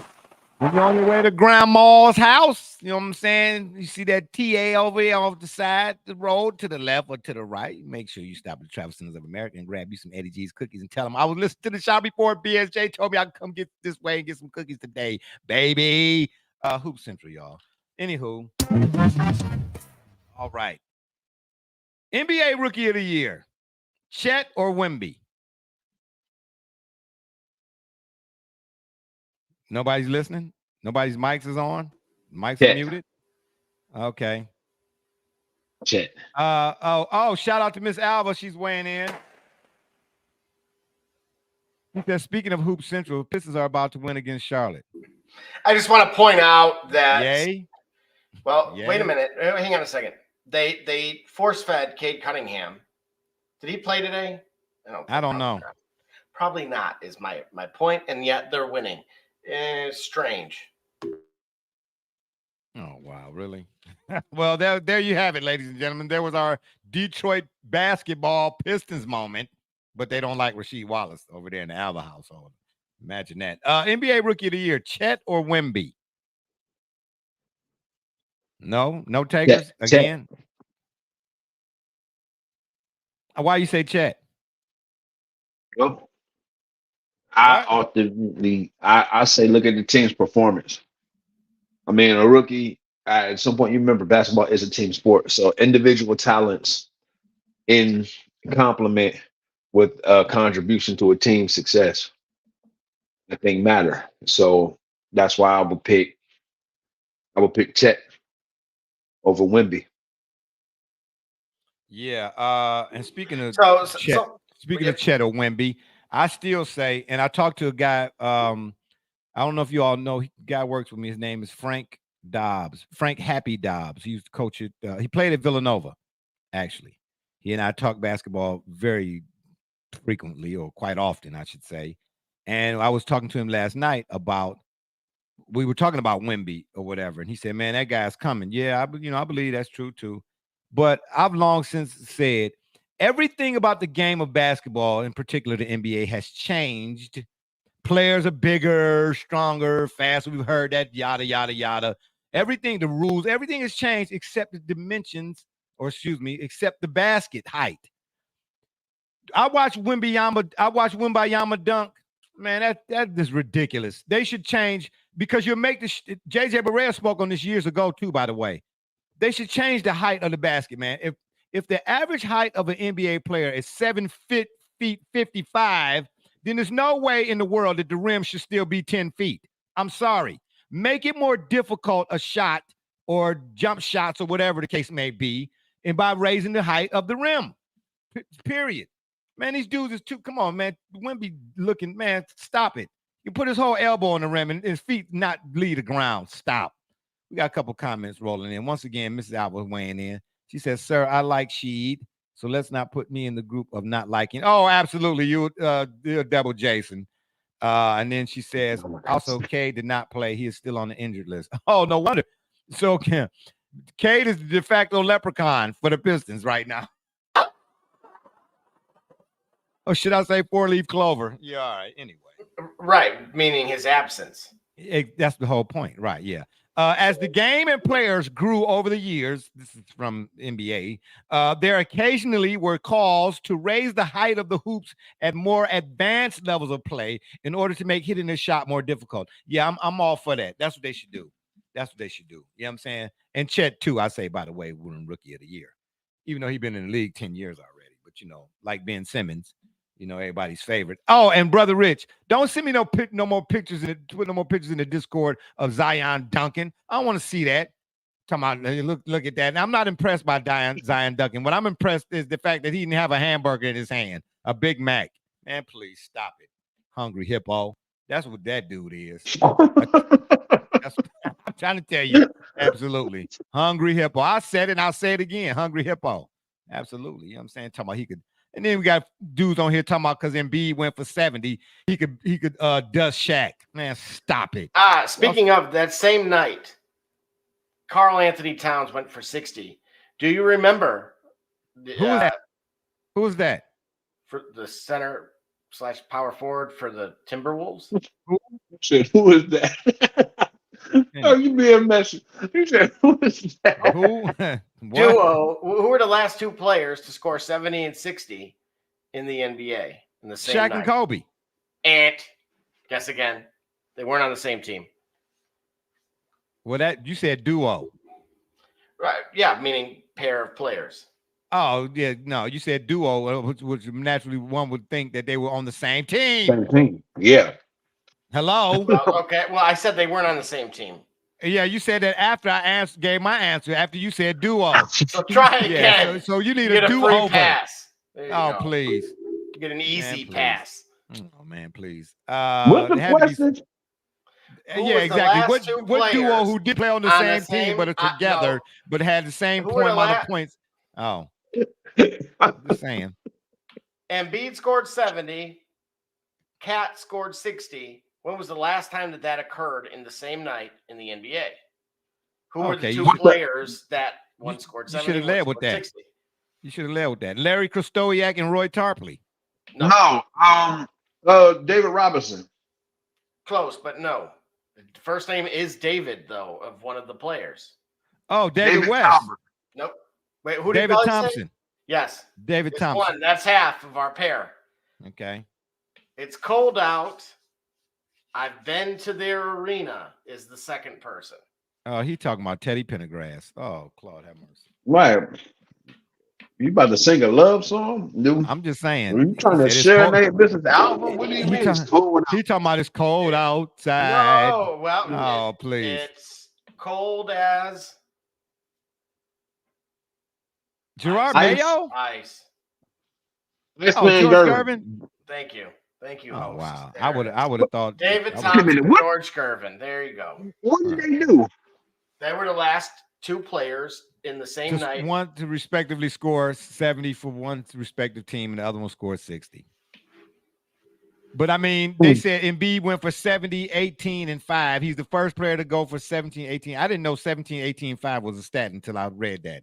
My gosh, they come up with a stat for everything now. He was the first guy since the last guy to tie his shoe less seconds than the other guy. Who cares? He went for 70. I'm impressed. That is impressive. He went for 70 because that's a short list to be on to go for 70. So I ain't mad at that or whatever. The rest of it is wilt. Yeah, but I mean, but at the end of the day, to say he would have beat Shaq, man, stop it. Stop. That's ridiculous. Yeah, that's Which a word. Shaq are we referring to? I don't care. Any Shaq. Well, not the one that played with the Cavs. He was already like Sean Kemp. He had already hit the hot dog stand. Once you come here, once you come here as a player, it's a wrap. You know what I'm saying? And you that big, you're gonna hit. You're gonna either get Polish boys, or you're gonna get Slimans, or that's it. You know what I'm saying? Once they get the Slimans, baby, it's a wrap. You know what I'm saying? Or Angelo's Pizza.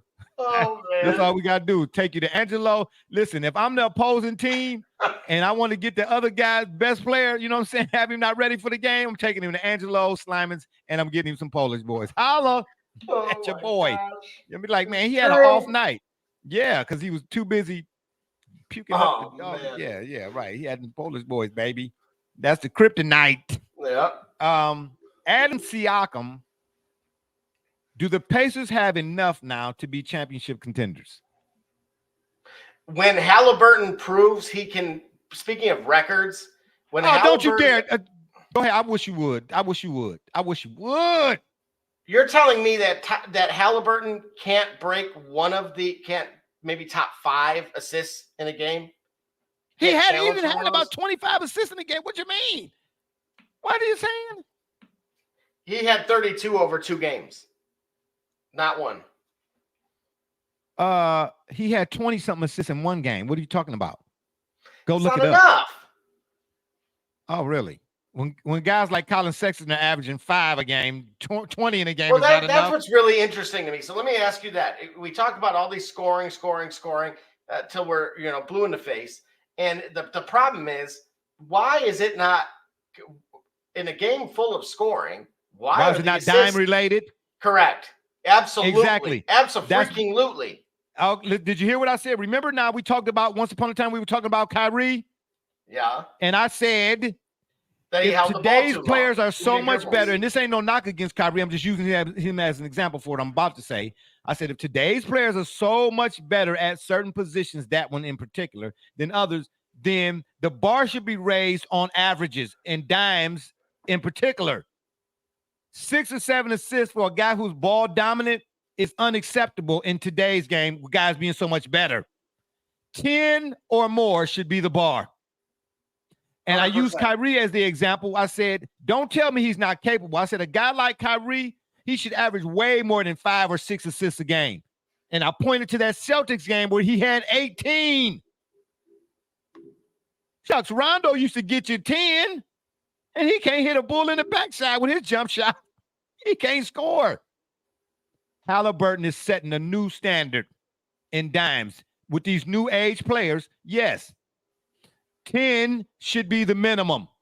You know, something I caught on to in Keegan Murray's game for Sacramento is he's taking advantage of an age-old concept, which is hustling down the floor. He gets about 6 points a game simply cherry-picking right off the rebound. Imagine that. You know, right off the miss. The old school stuff still works. Imagine that. Okay. The Lakers reportedly are not interested in Zach LaVine, but they are interested in Tyus Jones and Colin Sexton. Listen, this is the there's one big one that you're missing on that list. DeJounte Murray? Nope. And that's because the Pistons want him, which is just an atrocious move, and I will argue that till I'm blue in the face. Chris Paul? Nope. DeJounte Murray teammate. Trae Young? Mm-hmm. Oh man, stop. Listen, the Lakers are the only franchise I know. Every year they always need help. Every year. They need more help than any other franchise in the history of the league in every season, every time. I don't listen. Why listen? Are they more vocal about it? I don't care. They might as well just sign Norm Nixon and bring back Byron Scott too while you're at it. Why not? I mean, what the hell? Norman. Stop it. Yeah, stop it, man. Stop it. I'm so sick of this. Every time they go after a guy, it never works out. Then they get rid of the guy and then bring the guy back. D'Angelo. I'm just saying. You know what I'm saying? He's always going to be traded. Mm-hmm. Yeah, I know he is. I know. But they did the same thing with Russell Westbrook. Let y'all tell it. You didn't know before you going grocery shopping. Okay. I know Mrs. Alba can speak to this. She can tell when she go to the ground beef to pick up the chuck loin, whatever sirloin, whatever y'all get over there in the Alba household. You know what I'm saying? Living that 52 corner Waterbury Lane, you know what I'm saying? You know, it would in the gated community and whatnot. She can tell before when she picks it up, like, no, that's not good or that's going bad. Check the date. You know before you put it in your cart and purchase it that it's no good. You mean to tell me the Lakers no good here? No. The Lakers went and got Westbrook. And after a couple of people figured out, well, that's not going to work. You didn't know that before? And now you went back and got D'Angelo Russell. You let the guy, would you let him go for it to go get him back again? Disarray is an understatement over there in LA. Brother Rich, you better take the palm trees away from them guys, because that's what's happening. Lucia on the East Coast, palm trees on the West, baby. I'm trying to, and they, from what I tell, they the best. That's all I'm gonna say about that. Colorado, no competition, y'all. Did you see what that area that you were talking about sitting in at Bro Rich's new stadium? That they will give you discounts for being involved. You mean, so in other words, so let me help you. You talking about Intuit, the new stadium being built by the Clippers, right? Well, in that section, they call them Whateverville or whatever they call them. Telling me I can get a discount for Vertigo. Mm-hmm. Oh, okay, yeah. Oh, hell no. For standing up and cheering. Yeah, okay, yeah, I got you. Yeah. All it takes is one lean forward. All it takes is one Bud Light, and that's it. Yeah. Well, you know what? Yeah, Humpty Dumpty. As much as Megan loves the old palace, let's just say gravity, you know, there was a person who had too much Lucia and it all came out and it bounced. Oh, of course. It splashed all over people. It was just I'm good. Yeah. I saw a game once at the old Municipal Stadium. Browns were playing the Steelers, I believe it was. And the guy, Gully, you know what I'm getting ready to say? Man, go ahead, bro. The guy it was a guy standing up behind another guy, and he urinated on the back of the jersey of the guy in front of him. Yeah. Whoa. This is at Municipal. And the whole time he was saying, "Go Bernie!" Yeah, and trust and believe, a fight broke out big time. Man, you're not gonna you have to really search to find this, but it was I think it was after a Brown Steelers game. Yeah, when the fight broke out outside the stadium, a guy got killed. Well, that happens pretty rare. Unfortunately, it's very. Yeah, I know. Yeah, I'm just saying. Did you hear in Buffalo people are sacrificing themselves into a pit or something? No, I didn't hear that. Lord, okay, wow, okay, well that's extreme. My gosh, Didn't save them over the last weekend, so maybe try something different. Yeah, I mean, do you think is Michael Jordan to blame for Krause, his wife especially, being booed? Well, was Michael there? No. No.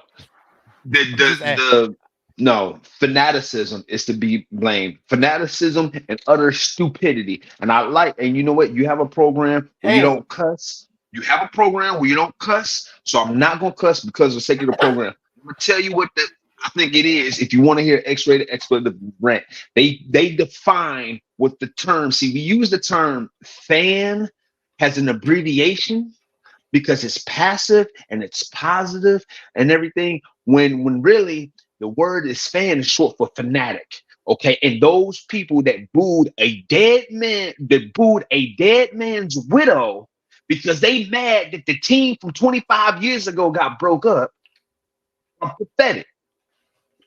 And they need to figure out, they need to reevaluate how they involve themselves in sports. First of all, Gary Krause was not there.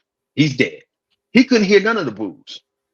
His wife, but I don't. Was not but I don't see people saying the same thing about Art Modell. Art Modell is long been gone. Hold on. But do you know there were people who were desecrating his grave?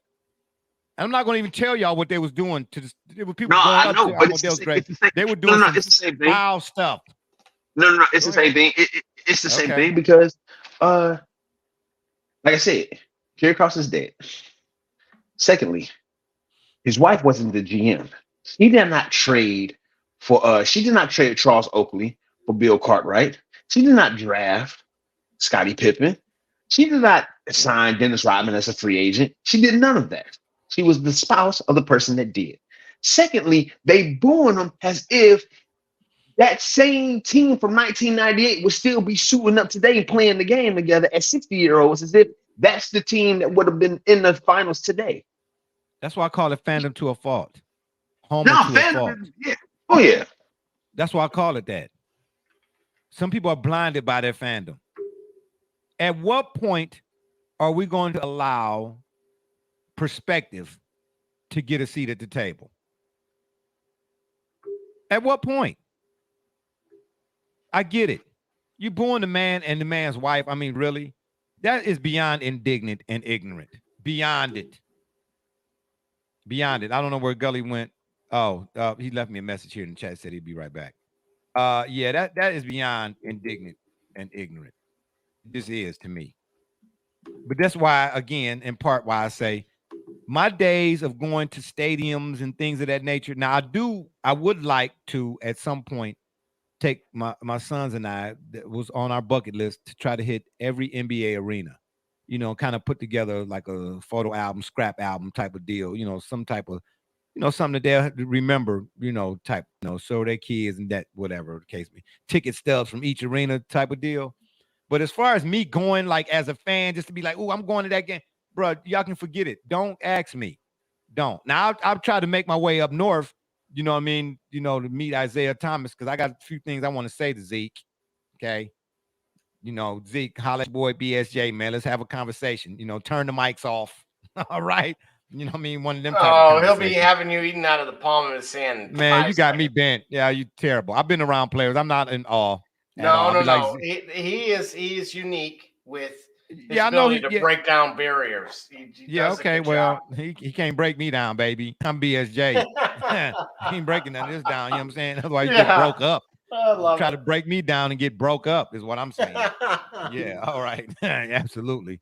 But yeah, I got some things I want to say to Zeke. Is it time to give the T-Wolves their due, or should we wait till after the All-Star break? Well, how have we handled this in the past? When it was Sacramento or New Orleans. What's Sacramento? You know, in years past, that's who's kind of overachieved, if you will. You talking about the Stojakovic in them days? No. I'm talking about just Fox and that group just like a year ago. Okay. Same with the Pelicans around this time were near the top of that list. Yeah, but Anthony Edwards, man, with all due respect to De'Aaron Fox, love Brandon Ingram, but Anthony Edwards, man, he's just a different type of dude, bro. He different. As long as he driving that car, even and to be honest with you, even Cat to some degree now is playing with a little bit more ferocity, if that makes any sense. You know what I mean? Or if that wait a minute. Double J, you showing the comment there? Was that me? Oh. Wait, what did I do there? Duh. Oh, Mrs. Alva went again. Okay, yeah, I'm on here. She said, laugh out loud. Isaiah was nice to me and then made fun of me for going to MSU. I mean, I'm not surprised. Y'all can hear me. We can hear you. Yeah, we can hear you. All right.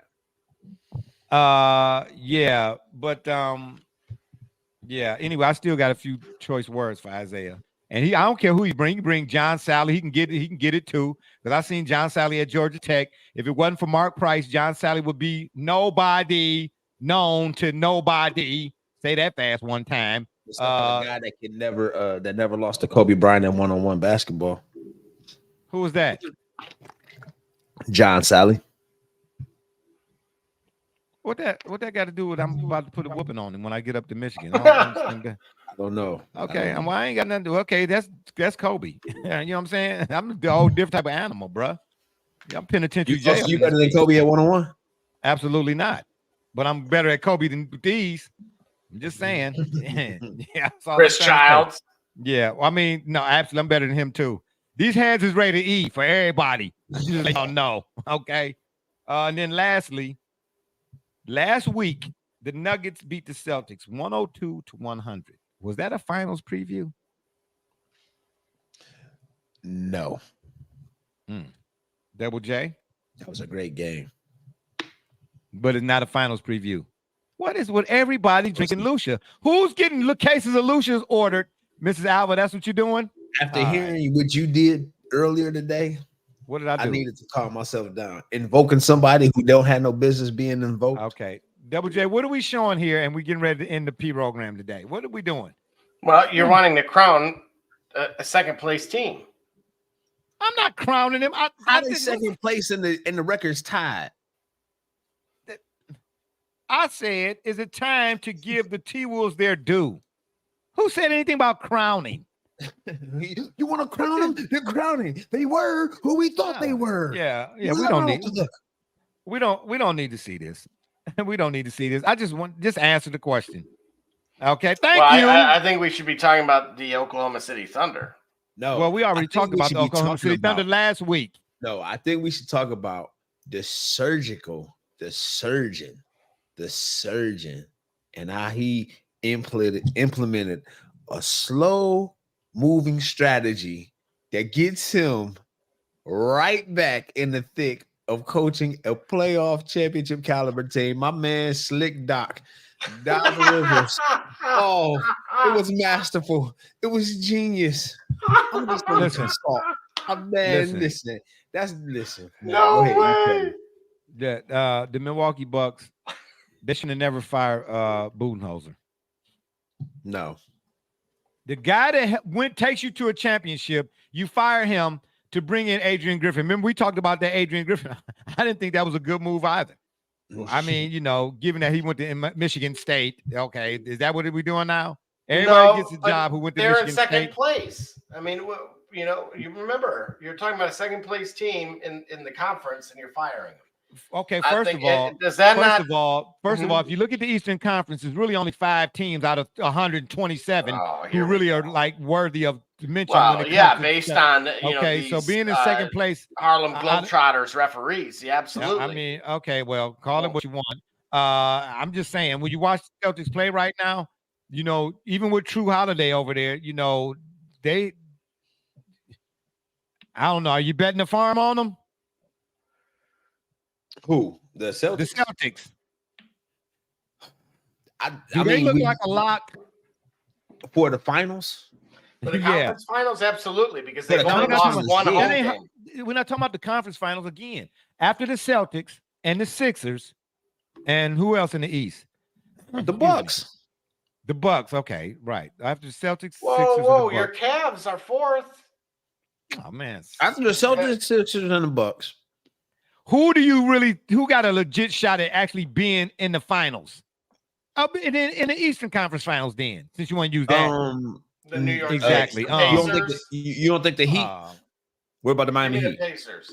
Oh man, stop. Okay. With Terry Rozier? You don't think the Pacers have a legit shot here? I asked you at the addition of Siakam, and you said Halliburton is garbage. No, I did not say Halliburton is garbage. You did. This is what you and Brother Richard do. Why he wasn't contending for some of these assist titles. Then, but you think that he's not contending for some of these assist titles, but you think the Pacers are championship contenders. Hey, can I ask a timeout? Like, what is his average per game as he's a point guard for sure? But what's probably about 20? Well, his points are average is 23. Okay. And assists is 12.5. Thank you. What do you need out of him? Thank you. And for him not to be up for no assist award, that just shows you these are the same people who vote for that type of stuff are the same people who voted for Yao Ming to be the starter in the All-Star game, and he had already retired for 2 years. Them same people. Is he hurt again? Who? Yao Ming? Probably. 23 points and 12 assists. But he's not up for any assist award. That's 47 points of production. But he's not up for any assist award. Well, exactly. It's because you know what he's missing. He's missing the next 3 games. But apparently he wore a Prohibition era outfit, so he's getting roasted for that. Whoa, hold on. What do you mean up for any assist awards? What are you saying? I'm wanting, the way that this is my problem with the league is that it's scoring. Okay, we don't talk fundamentals anymore. No. Assists, scoring going up, but assists are not following suit is just bewildering. The fundamentals are non-existent. That's once again, you can trace that back to the 3 ball. What you mean assists are non-existent? I said fundamentals are. You don't hear about anybody breaking or contending with the assist titles, like even if it were just in a single game sense. And you don't hear about it. Are you saying it's not being? Are you suggesting it's not being done? It's not being done? Really? Okay, so who's the? Go ahead. Yeah. I was just gonna ask who's the finals preview then. If it's not Nuggets Celtics, who's the finals preview? Man. We still got a long season to go, bro. Who's to say that the Nuggets gonna make it? Like you're telling me nobody can hit Scott Skiles 30? Oh, absolutely not. If anybody could get close to it, it would be Halliburton. Yeah. And that's what you're asking me. What am I asking for? There you go. Yeah, it would be Halliburton. If you're that guy, be that guy. Scott Skiles didn't do that NBA Jam Scott Skiles. Yeah, Scott Skiles. Don't hate on NBA Jam Scott Skiles. I used to rain threes, people. NBA Jam. Did you know? He did that in a game. He didn't do that for a season, though. Yeah, still 60 points. Right. No, I'm not knocking it. What I'm saying is, but Halliburton is, I'm saying averaging. Halliburton is averaging 12.5 dimes a game. I told you 10 should be the minimum with these so-called great players who are greater than every player that ever played the game before. And I agree with you. Players are bigger, stronger, and faster. So guys who have the ball in their hand 99% of the time for their team's offense should be averaging more than 5 or 6 assists a game. Period. Here we go. Period. Okay, you can't be ball dominant and you have 4 assists. I'm not buying it. You know what? In that's a bunch of Cade Cunningham. Man, Cade Cunningham. What I tell y'all, Cade Cunningham is salty that y'all took his money. One of you didn't all take anything. They took mine too. Oh, please. You told him to invest in crypto. Man, you told him to invest in crypto.com currency. Well, you know what is better than investing in that franchise, that's for sure. Well, and once he put all his money in cryptocurrency.com, it was currently missing.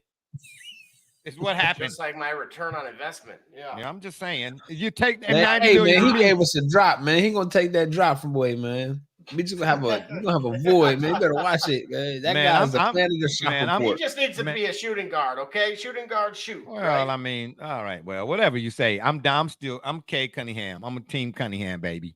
And I don't because he gave me a drop or not. I'm team Cunningham because signed jerseys down there. But, yeah, well, I need them to be worth something. Yeah, they are worth something.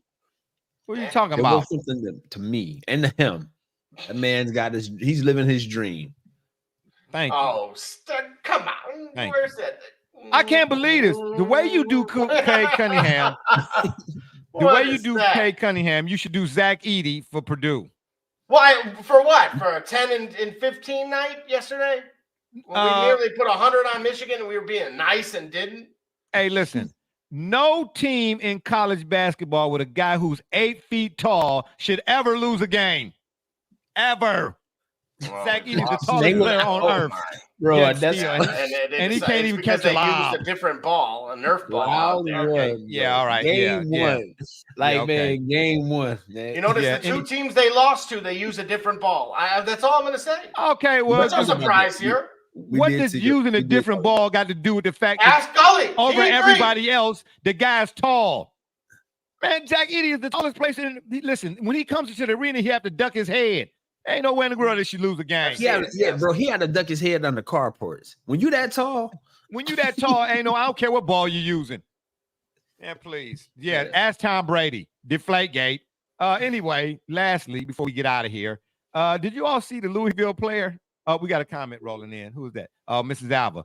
Whoa. Leave Edey alone. Oh, wow. We did last year when they was out of the tournament. We left him alone. Yeah, exactly. We left everybody else alone. Sure did. Yeah. I couldn't resist. Yeah, I mean, again, who in college basketball currently has held the number 1 spot for longer than 5 minutes? Nobody.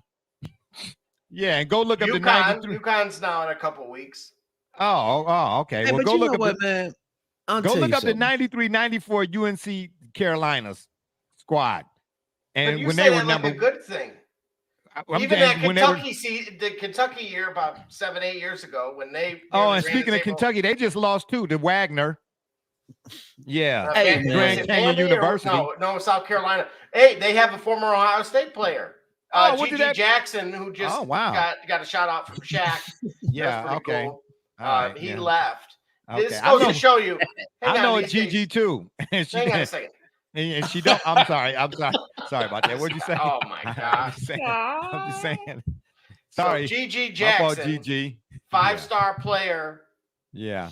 That team nearly lost to Amani Bates a year ago at South Carolina. They had about 5 wins. Still gets drafted. Puts up and this is how the college game is not translating to the NBA game at all anymore. Again, a 5-win college team, and you got this guy now putting up points, getting major minutes. Yeah. Well, I'm getting ready to tell y'all what's wrong with LeBron's cousin is on South Carolina. Okay. I mean, I watched the time when Lamar Odom was at Rhode Island. They called him the black hole. Throwing the ball, you never see it again. I mean, I'm just saying. Him and Kevin Willis. Yeah, thank you. This was wrong with college basketball. I'm finna sum it up for you. Did you see the Louisville player who said he didn't want to play in the game? No. And why he didn't want to play? Why? No. Seriously? We didn't. I don't know the player's name or the coach, but the coach says that this particular player, he wears number 4, said we didn't have the tights that he wanted, so he didn't know if he wanted to play.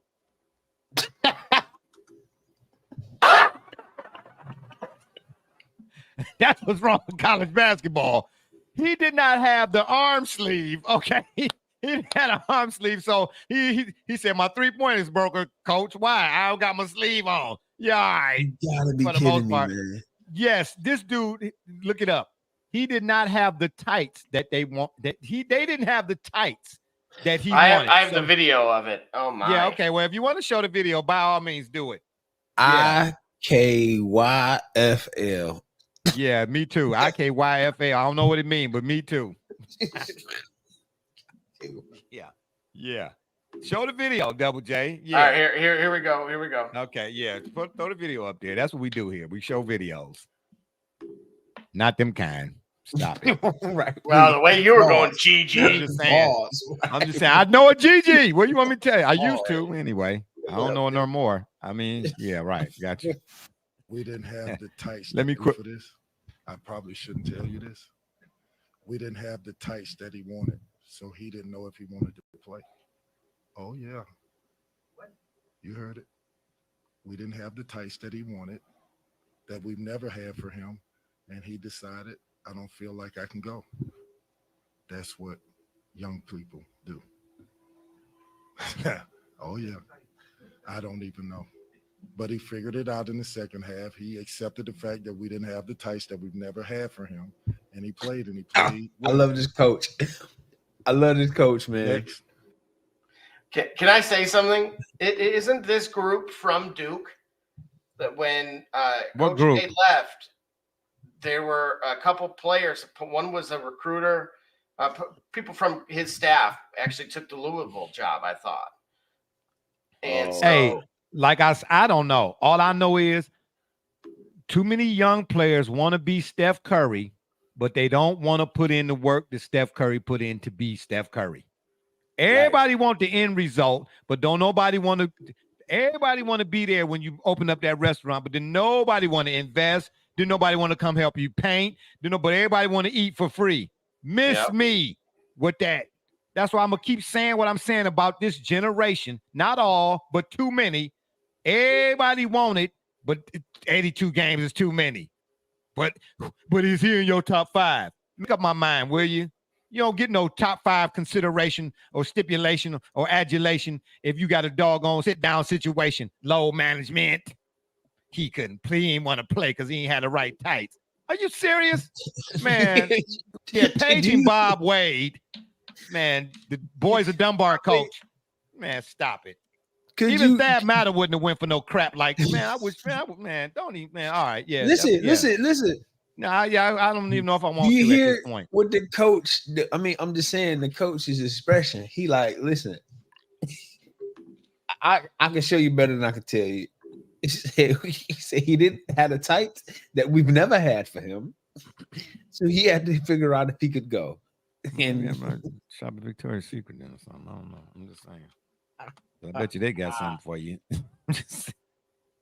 Oh, I forgot my mic was live. Sorry. Yeah. I'm just saying, man. Really, he ain't had it tight. I mean, what? You know what I'm saying? Yeah, okay. But he said that they've never had. And That's what I'm trying to say. Selling part. So there's a deeper issue here. Oh, here we go. Dr. Kevorkian speaks.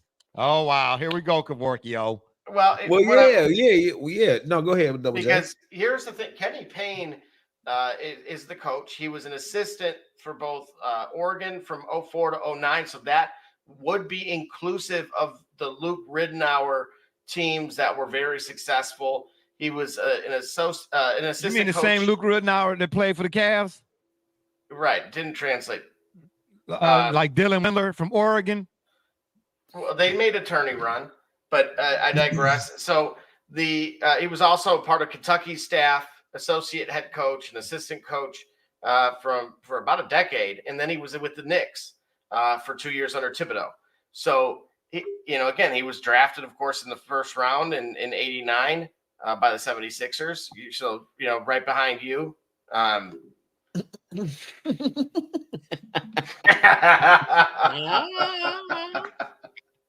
I mean, I don't get it, but okay. I'll laugh. I'm at a loss with the T for words. But again, this is not exactly a quality team by any stretch of the imagination. They ain't lying. They ain't got the proper uniform. Well, exactly. They don't have the right. They don't have the right tights. Elsa. Okay. Who knew that was the problem? Were they frozen? Right. I'm just saying. So the glass slipper don't fit, huh? Cinderella. Well, now remember this. Just in last year's NCAA tournament, Grand Canyon had to give their extras to Baylor, who had forgotten their clothes. So no tight issue. Okay, this is an but that's issue. different. That's different. Okay. No, it's not. Look, if you're a baller, you're a baller, right? It's a little different. Is it gut check time for some of these kids? Could you imagine calling home and saying, that scholarship that I have, I didn't want to play today, Mom, because they didn't have, my tights. Oh, wow. When you say it like that, I'm just saying. And I come home. When you say it, when you put it that way, you can't say nothing to me about knowing Gigi. Okay? You can't say nothing to me about knowing Gigi. You really want to make that call? Listen, absolutely. I wouldn't make what you mean. Listen, man, I would go down to the Home Depot and wear a bucket. Because that's what I'm about to give you, buckets. It didn't make me know that. I wear a pair of overalls. Man, it didn't make me know. I wear some straw. Oh, here it is. Whoa. I'm just about to say. Okay. It's been fun, y'all, but we got to run. Check us out. I'm just saying. I'll put together an outfit real quick. Okay. Whoa. I'll come out there looking like the old dude on Martin when they was playing 303 in the back out there. You know what I'm saying? When Tommy, yeah, exactly. When Tommy came up lame or something, yeah.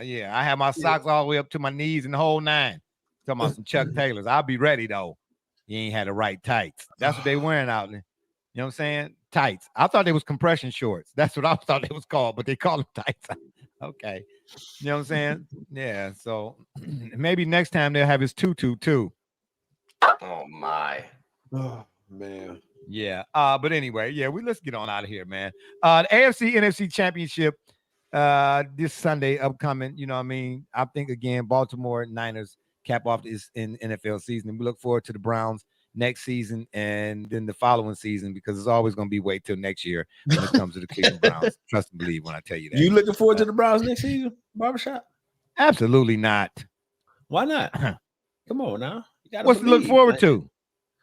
Listen. They're getting ready. The Browns are supposedly getting ready to help me to understand this. Excuse me.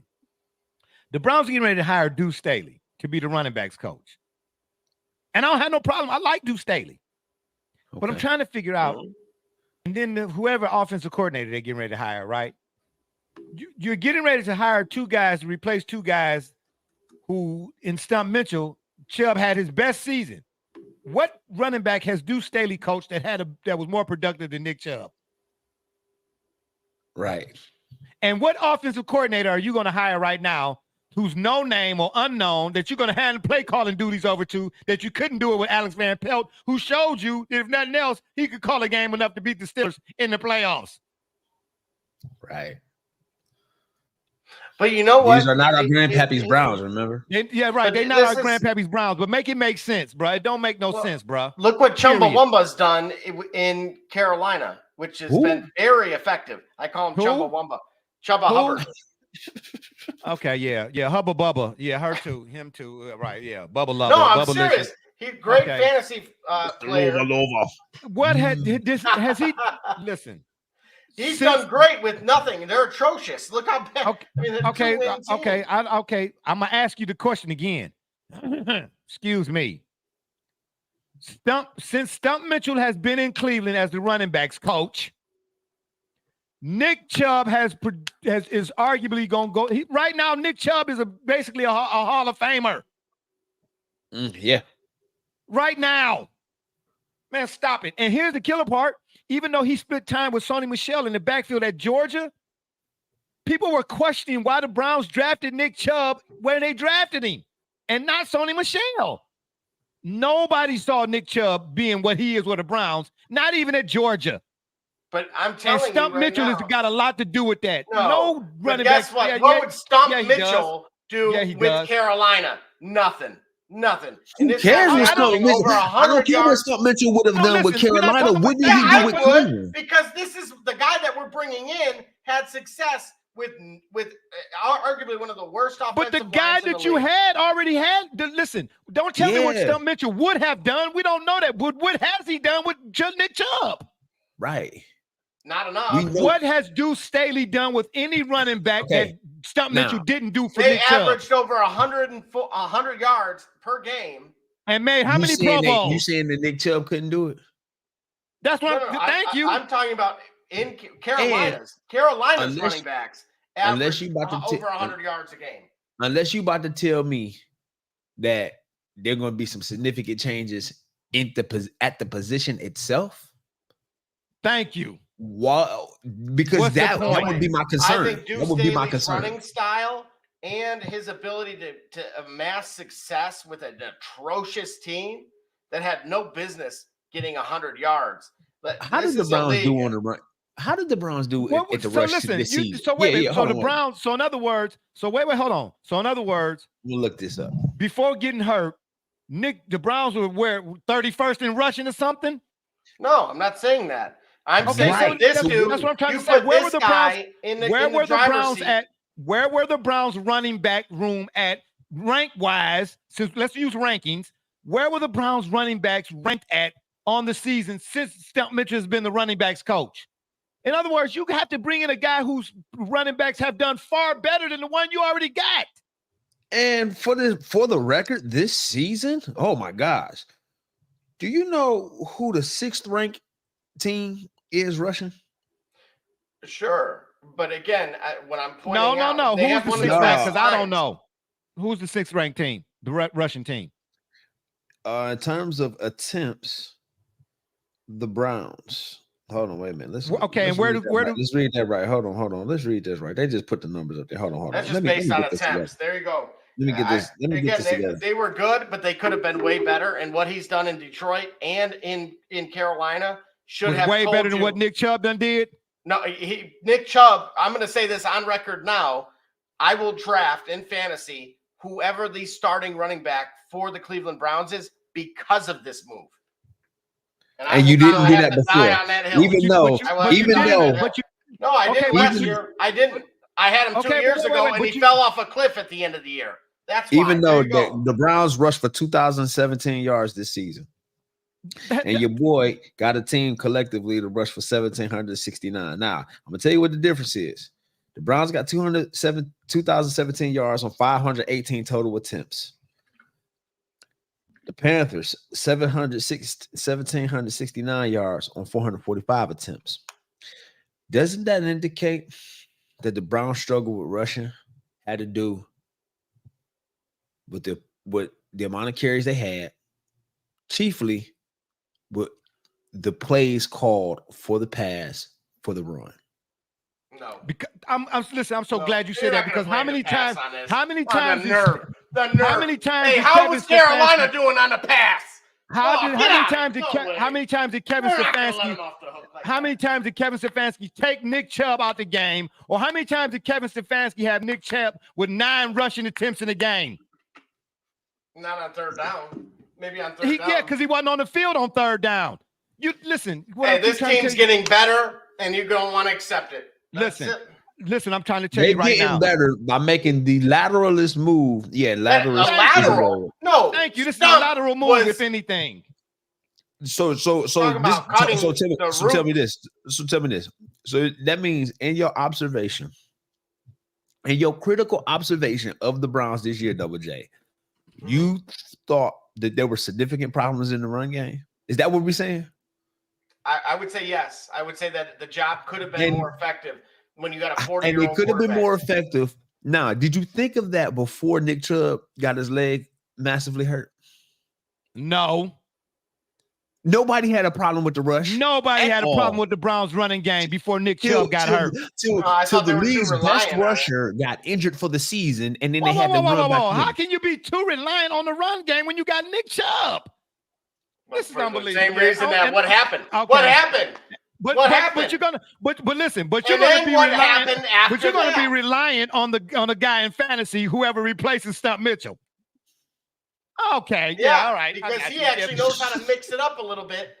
Oh, something Stefanski didn't historically know how to do, right? Hold on. Deuce Staley is not the head coach. He's going to be the running backs coach. Right. And as long as Kevin Stefanski is the head coach, whoever comes in as the running back coach, he's going to still call the plays and give whoever that running back is 9 carries a game.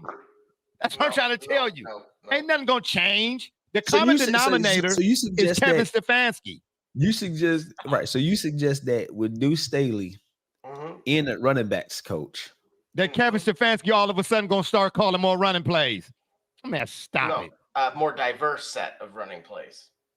But again, with the set of plays he had, the rushing game wasn't the problem until the best running back in the league got injured. What I'm trying to tell you? This was not a problem for the team. You acting like him bringing Stump Mitchell in like he's replacing a problem. I mean, Deuce Staley and the Browns running game never been the problem. Kevin Stefanski is the problem. Oh man, Kevin Stefanski and his play calling, getting out coach is the problem. It ain't the running back. You don't think, and you're convinced that none of that is going to change here. No, what I'm saying to you is last year Nick Chubb's contract. No, what I'm saying to you is the Cleveland Browns have the same problem that the Milwaukee Bucks had, except the Browns didn't win no Super Bowl. The Milwaukee Bucks fired an NBA champion head coach to go get a guy that they just fired halfway before the season, before the All-Star break. Man, stop it. That's what you're doing. How bass accurate are you as an organization to go replace a guy? You go replace a guy that got your running back, a Hall of Fame running back, for a guy who got another running back 200 yards in a game. No, averaged on the season over 100 yards with arguably the worst offensive line. Yards? Yes, they did. Yes, they did. The Carolina Panthers did. That's right. But don't you? And guess what? They averaged 13 points a game. They were horrible. So the Browns. So ultimately, you're suggesting. So what would he do with the Browns? Oh. What I'm saying. So is it your assertion? No less than what Stefanski will allow him to. Unbelievable. Is it your assertion that the Browns had it'd still be a better result. So you saying hold on. See, he ain't even gonna let me answer the question because I think that's why he got left the screen. Of course, because that's why he's leaving.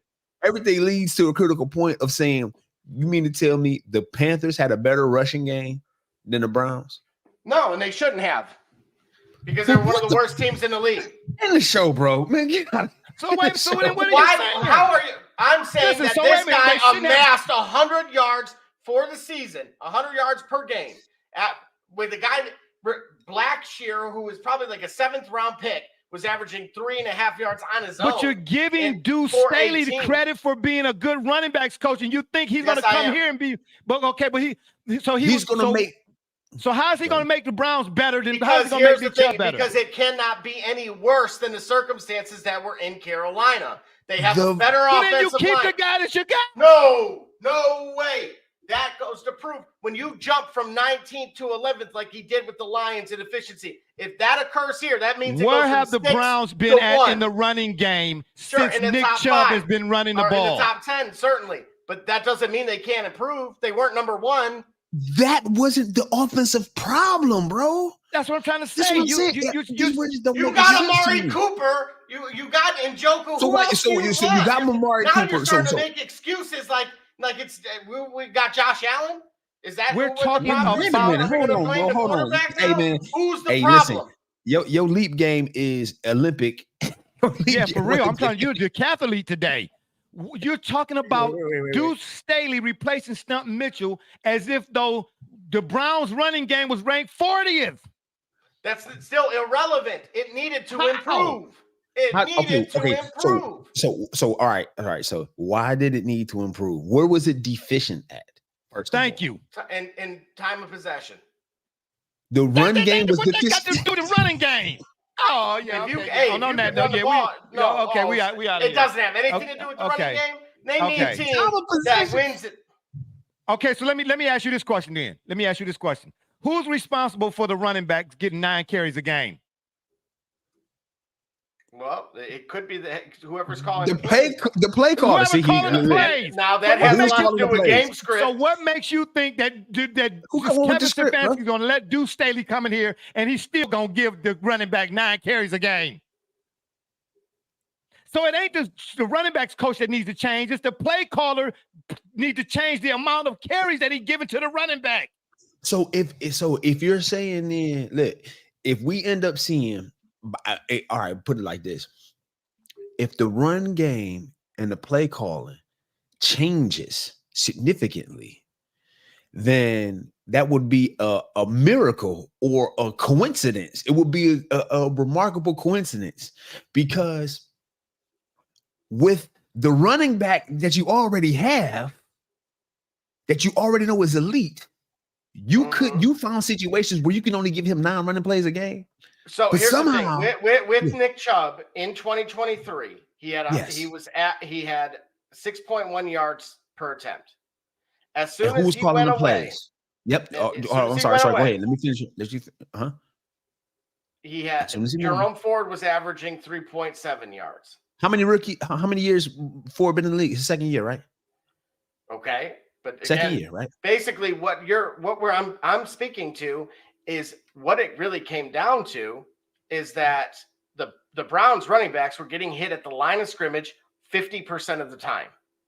Because of why? Because of the offensive line's inability. So the running backs coach gonna help that? Absolutely. And that's where I'm going to point to. Well, okay, so how could I prove that? Well, go look at a team like Carolina that had a hot dog. Did Carolina have did they have a plethora of injuries on the offensive line? Number one. Sure. Because the Browns had a plethora of injuries on the offensive line. They sure did, and their line is worse. Okay. Are you just saying that? No, I'm dead serious. Come on, a team that averaged 13 points for the year per game. So that's all on the offensive line? So you grabbed it. Largely, name me a quarterback that has won something. Why do quarterbacks go and buy Rolexes? Listen, I'm going to be all the way real with you. This move here was a panic move. So in order to hide the fact that you got rid of the guys that could ultimately make the organization better around you, you went and got rid of people that helped comforted an ego. And so to save face, you went and got the best player available. Like it's the Cavs deciding to part ways with Terrell Brandon for no reason in '97 when he was the best point guard in the league, and then bringing in Sean Kemp to say, and then bringing in Sean Kemp to say, we got an all-star player, knowing good and well the way the team is built, you didn't need a Sean Kemp if you had Terrell Brandon, and you couldn't put two of them together. That's a great example. That's a great example. What you've seen here is that trying to save his job, Gully. Stefanski is trying to save his job. So of course he is. So you got to bring in better people. You're right. You're darn right. Listen, Deuce Staley is better than Stump Mitchell. Yes, I will. I will absolutely. Deuce Staley is better at running backs based on what? Based on what he's done with the last 2 years. Just those alone. Meanwhile, Nick Chubb. Hold on. And Stump Mitchell is worse than Deuce Staley based on what? What we saw with the Browns, which is Nick Chubb got hurt, he was averaging 6.1 yards a carry. Right, that's an elite running back. Okay, exactly. so then you remember when you said that the team has warts? Wait a minute. Wait. Don't you remember You're gonna saying bring Deuce Staley in here? You're gonna bring Deuce Staley in here with Jerome Ford, right? And Nick Chubb. And so no. So then, what you need Deuce Staley for then if you got Nick Chubb? Because those warts you're referring to still exist. Which is the offensive line. How does the running backs coach help that, bro? Because of what he's done with the same set of problems. Let me ask you a question, man. The last 2 places that he's coached at. All right, then. Wait. So you hold on, Gully. Let me ask him this. So show me a running back under Deuce Staley that averaged 6.1 yards a carry with them same warts that was up front. All right, hang on. I'll find what Chumba won. There won't be one. He got to go to Tecmo Bowl. There won't be one. He got to go to Tecmo Bowl. Yeah. Look, yeah, you better go get Bo Jackson. If he shares his screen, it's gonna be his PS5 and his I don't care what it is. Show me a running back that Deuce Staley had. He had the Chuba Hubbard was at 5 a year ago. Okay, 5 ain't 6.1. Right, but he's also on the worst team in the league. But we're talking about wards up front. The wards up front. We're talking about offensive line. We're not talking about worst team. A terrible. We're talking about offensive line. That's right. Okay. Worse than the offensive line that the Browns have. That Nick Chubb was able to get 6.1 yards. Nick Chubb averaged 6.1 yards behind the offensive line. Jerome Ford averaged 3 yards a carry. But you think Deuce Staley is going to come here and average 6.1 yards a carry? He falls off a cliff in December. Let's talk about that cliff. Every single year. Let's talk about that cliff. What do Staley coached running backs do in December? Consistency. Prove it. Show the numbers. I'm willing. I'm not saying it because I know you're wrong. I'm saying it because I want to see. Yeah, I like to know. Man, bruh, Deuce Staley is a good guy and probably a good coach. But to fire Stump Mitchell, and you got a guy like Nick, listen, and not only that, they fired the tight ends coach. Njoku had his best year as a pass catcher as a Cleveland Brown. Don't you see the trend here? Thank you. It's a trend, is what I'm trying to tell you. How do you fire? Stop it, man. How do you fire the offensive coach, the offensive? Listen. These position coaches that you fired. Hold that thought. Are you going to say this? The guys that you fired have already shown you, and you getting ready to bring in here two guys that have already shown you what they can do for you in Cleveland already. Yeah. But you're going to bring in another guy who you don't know what he will or won't be in Cleveland. I was going to say Alex Van Pelt showed you if you let him call a game that COVID year in the playoffs, he can beat the Steelers. He's already shown you that.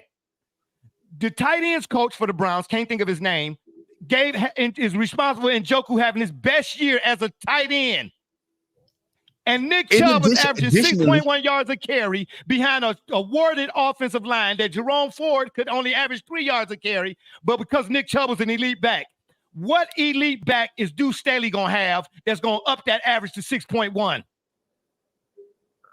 Not a one. I'm going to show you. Not a one.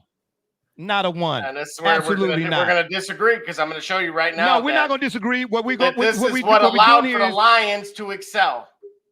Listen. All right, go ahead. What allowed for the Lions to excel. See small things. Because you suggest that you said in everything you said, the warts that got revealed were not in the running game, was in fact on the offensive line. All right.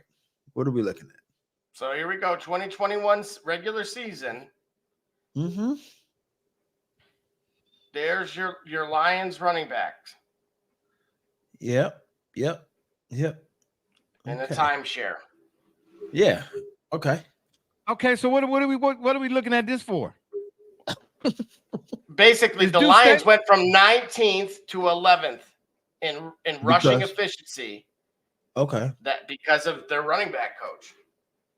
Okay, and what did the Browns running back do under the Browns? Thank you. What did the Browns running back coach do under Stump Mitchell? Please show us that. Yeah, show us that. Show us what the Browns running backs did. You got to change that. No, you got to go over to the right. Yeah.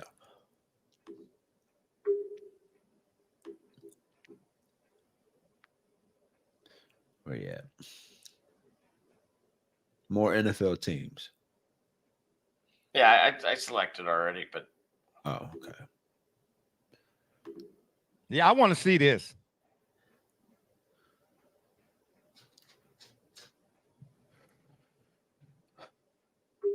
Yeah, y'all bear with us. We got a lull and a pause in the situation. Do we need to go to a commercial? Oh, okay. Okay. I think the numbers showing up before he ready to display it. He got to figure out what to say. I mean, Double J is quick on his feet, though. He probably got an answer. But come on, scroll it on down. Yep. Click there. That's right.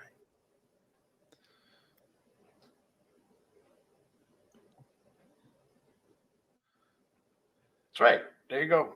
5.5. 5.5 yards a carry on 200. Averaging less than 100 yards a game. Interesting. Looks good, doesn't it? Until you see that stat right there. Excuse me. And that's your problem. Do you see? That's your problem. What? So did the Brown? So what are you just? What you talking about? You're not making sense here. If your bell cow running back is not averaging 100 yards a game, there's your problem. Because he ain't getting the ball enough. How are you going to average 100 yards a game when you only get 9 carries a game? Divide that by 18, bro. It's unbelievable. You talking about how much his numbers go down? You got to get more carry. He don't give the ball to him enough. That's been our contention. How do you take Nick Chubb off the field on third downs? And can't also to your point, you ever notice that Nick Chubb had 1,200 yards in the season, and a running back with half the carries had 500, but yet was only averaging 0.2 yards less. That's not making your point, bro. Yes, it is. No, it is not at all. It's showing you that a rushing attack with a rushing attack that is a feature back, not a split back. Despite the fact that you had a feature back with 1,200 yards, you still were able to get with Dearness Johnson and Kareem Hunt has your third option. You got what? You got eight more touchdowns, 8 additional touchdowns. Plus, you were able to get 6. Plus, you were able to get 500 yards because in that I was season. at 2 games that year. They were often behind. Now, this is where I mentioned game script, and this is why I mentioned things like time of possession. You want him to get the ball move. You want him to get the ball more. You ain't even divide that number, bro. What's the carries per game? Well, it's right where you want it to be. 228 divided by 18. 228 divided by 17. What is that number? 11. About 13. 11. 13 attempts. 228 divided by 17 ain't no 13. Stop. What's 228 divided by 17? Go ahead, host. See if he gets a different number. 228 divided by 17. I thought you said 228 divided by 18. My bad. I did say 18. I'm sorry. It should be 17. The number should be 17. Okay, because at 18 is 12.6. Okay, but if it's at 17, then what's the number? Show you. There you go. It is. It's 13. Yeah, it's 13. 13 attempts. Now, hold on, Billy. Hold on. Now, slide into that equation the number of passing attempts from PJ Walker. No way. This is and 2021. DTR. You got that? This is only rushing. Only rushing. No. Listen, because what we're talking about here is balance, offensive balance. I guarantee you, Nick Chubb got the ball 2 carries less than did whoever was the quarterback had in terms of more passing attempts. Look, they're right here. Look at that. 25. 25. Wait, I'm looking at the targets. Show me those are the targets. I'm not looking at the target. Show me the quarterback's passing attempts. Yeah, you go to the quarterback. You go to the quarterback. What are you doing? 418. Divided by 17. 24 and a half. So 13 to 24. 2-1. 2-1. So behind Nick Chubb being your feature back, you pass the ball twice as much as you and remember, and this is the Baker Mayfield that we didn't know. Whoa. So now we're gonna argue about how the game is played here? No, we're arguing about how the plays are called. No, we're talking about Hold on, wait a minute. How many times? How much time was Cleveland trailing? I don't care if that's irrelevant. You're not running the ball. We're talking about play callers. We're talking about play calling and how many times you call a run play versus a pass play. Deuce Staley is not going to come here and change Stefanski's mind about how many times he calls run plays versus pass plays. So Deuce Staley ain't going to really do, in theory, no better than Stump Mitchell, whether it's Jerome Ford or Kareem Hunt. Because Nick Chubb going to be Nick Chubb regardless, since we're not giving credit to Stump Mitchell for Nick Chubb being who Nick Chubb is. Since Nick Chubb being an elite back is all him, and it ain't got nothing to do with coaching, that's what we're suggesting here, then what make you think the coach Deuce Staley going to come in here and do better than Stump Mitchell minus Nick Chubb? Behind that offensive line that's all offensive wart. I'm welcome to be surprised. I'm just saying, to me, it just indicates that you got rid of the assistant. You got rid of the key assistants that guide how a game. You went and got rid of this. You went and got rid of a guy and went and got the same guy. Okay, that's what you did. Let's see. Right, this is you went and got the same guy. So let's go. For the most part. We'll bump it up here. Okay, yeah. Now Brissett clearly had more yards than Baker, right? No, he did not. He had less. Oh. Yeah. Chubb finished about equal. With more. Oh no! How many carries? Divide that by 17, please. The carries. Yep. How many carries? I can't see that. 302. 302 divided by 17. 17. 17 carries. So now he increased his workload, as you wish. Yeah, and what came and what listen, came and Jacoby Brissett threw the ball on average 26.3 times. So it's still 2 to 1. How long are we going to ignore the obvious here? What's the obvious? He got 12 touchdowns that year. Right. He had by statistical again, but here's our problem. Here's our problem. You only give him the ball 13 times a game. Every quarterback that Stefanski has had passes the ball 2 times more. He passes it's 2 to 1. Always 2 to 1. All the guy for not if the coach don't give him the ball, how can you compare him to another guy or say he is or ain't? When he ain't getting the same amount of carries as is the quarterback is getting the attempts. Because it's a pass-heavy league. No, it ain't. That's nonsense. So in the pass-happy league, Aaron Rodgers in the Super Bowl winning team that he had, they had a I think a 48-52% run pass differential. They ran the ball as much as they passed. Aaron Rodgers in the Super Bowl. What was that? In the modern era in 2011. Oh my gosh. Tell me, how different is the game? Oh, you know what? Hold on. Go ahead. Go look at the Chiefs. But again, what was their record? No, you walked into it. Go look at the Chiefs. Go look at the Chiefs. Go look at the Chiefs. All right. Gully, let me tell you what this is. That the team was trailing and that they had to throw the Gully, ball. let me tell you what this is now. These are out. Do we want to just stay this year? Oh, no, this is the postseason. Gully, these are Browns fans outside looking in. We've been with this team all our lives. And we're trying to say is we've seen this movie doing before. Real good. Oh man. Real good. What do you mean? Yeah, well, I don't see what are you saying? Right here, they only got 170. Stellar. That's right. So should we do we need to really divide that? What I'm saying is, but Patrick Mahomes throws the ball, the run pass ratio, and then +2, they do it more so by committee. Pacheco might get the bulk of the carries. Now it's committee. Here we go. Pacheco might get the bulk of the carries. That's okay, post, right. folks. Yeah, right. At the end of the day, I'm still gonna say what I said from the beginning. Hiring Deuce Staley. Hiring Deuce Staley. Deuce Staley has how many Pro Bowl running backs has Deuce Staley coached? I don't know. I'm asking.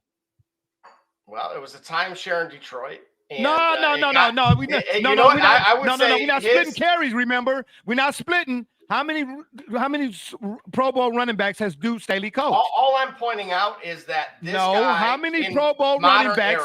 This meeting north of 2020 has taken 2 different teams and allowed the Lions to maximize their trade value because both of those running backs ended up leaving the team, being dealt away because of their success, and led to guys like Jahmyr Gibbs being acquired for those reasons. Oh, so what he's saying, Gully, is I'm giving him a ton of credit for what the reason why Deuce Staley is here is because they get ready to get rid of Nick Chubb.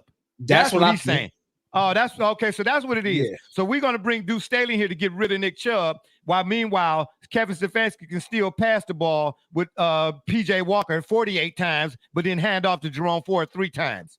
But then Deuce Staley will win Coach of the Year from running backs coach. I got you. I'm pointing out you need to improve the offensive line. If you want to know where the problem lies, it's there. Well, then what you hiring the running back coach for it in? Because he's had success with lines that sucked. There's your answer. And Nick Chubb didn't at 6.1 yards a carry? Oh, that was only a couple games. He didn't average that in any other year that we looked at. So what are we doing here? What do you mean?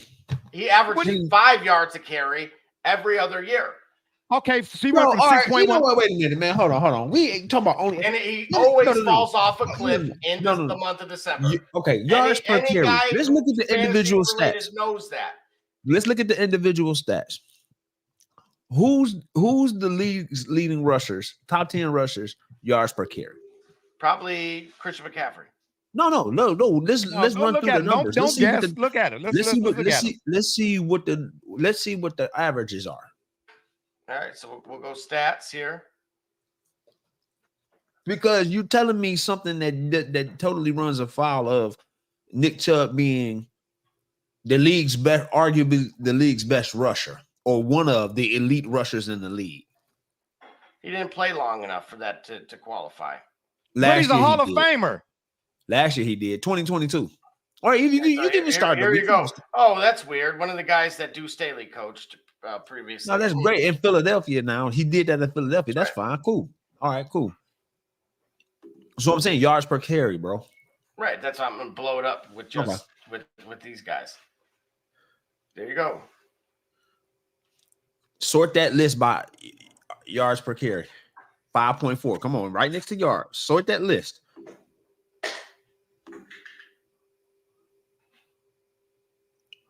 No, I'm sorry. Hold on. Yards per gain, I guess. Is that the one right there? Nah, where's that? They gave you yards per carry. You got to get yards per carry. YPC. Go to footballreference.com. Yeah, because this is yeah. Okay, because wait. No, it's right there. Yards. That's yards a game. That's per game. No, his average was 6.1. There we go. At AVG. That's it right there. Where is that? Yeah, right here's the average. Yeah, 6.1. All right. But see, this is this is what I'm saying. This is not the list to look for because they're looking at all the averages. They'll look at every entry. You got right because of the lack of you got quarterbacks in here. You got Marcus Mariota. Come on, man. Go to Football Reference, bro. Yeah, exactly. I don't use ESPN for nothing like this. I really don't. Especially after we just got through talking about him and the way we did. Just saying. I thought I'm right, but again, he played. I'm sitting here looking at the logo. Of course, his numbers are going to be inflated. So let's look at. Hang on, I should look at those numbers just for 2 weeks in the season. What do you mean? No, you should look at the numbers for 2022. All right, 2022. We'll go yes, look at the numbers for his last full season. Okay. Yes, but go to Pro Football Reference. Get out. I'm right here. I'm right here. What are we looking for? We looking for stats. Yep, rushing. Single year by year or single season? 2022. You got to go for seasonal leaders. Go to 2022 where you see seasonal leaders.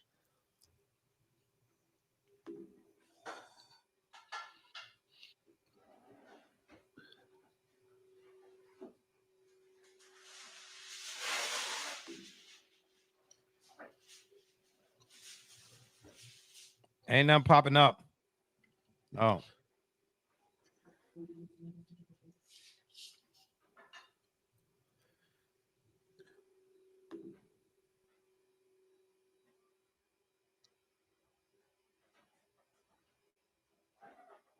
Where's our rushing? There we go.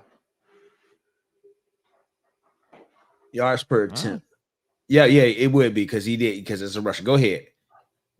Click on show 2 through 9.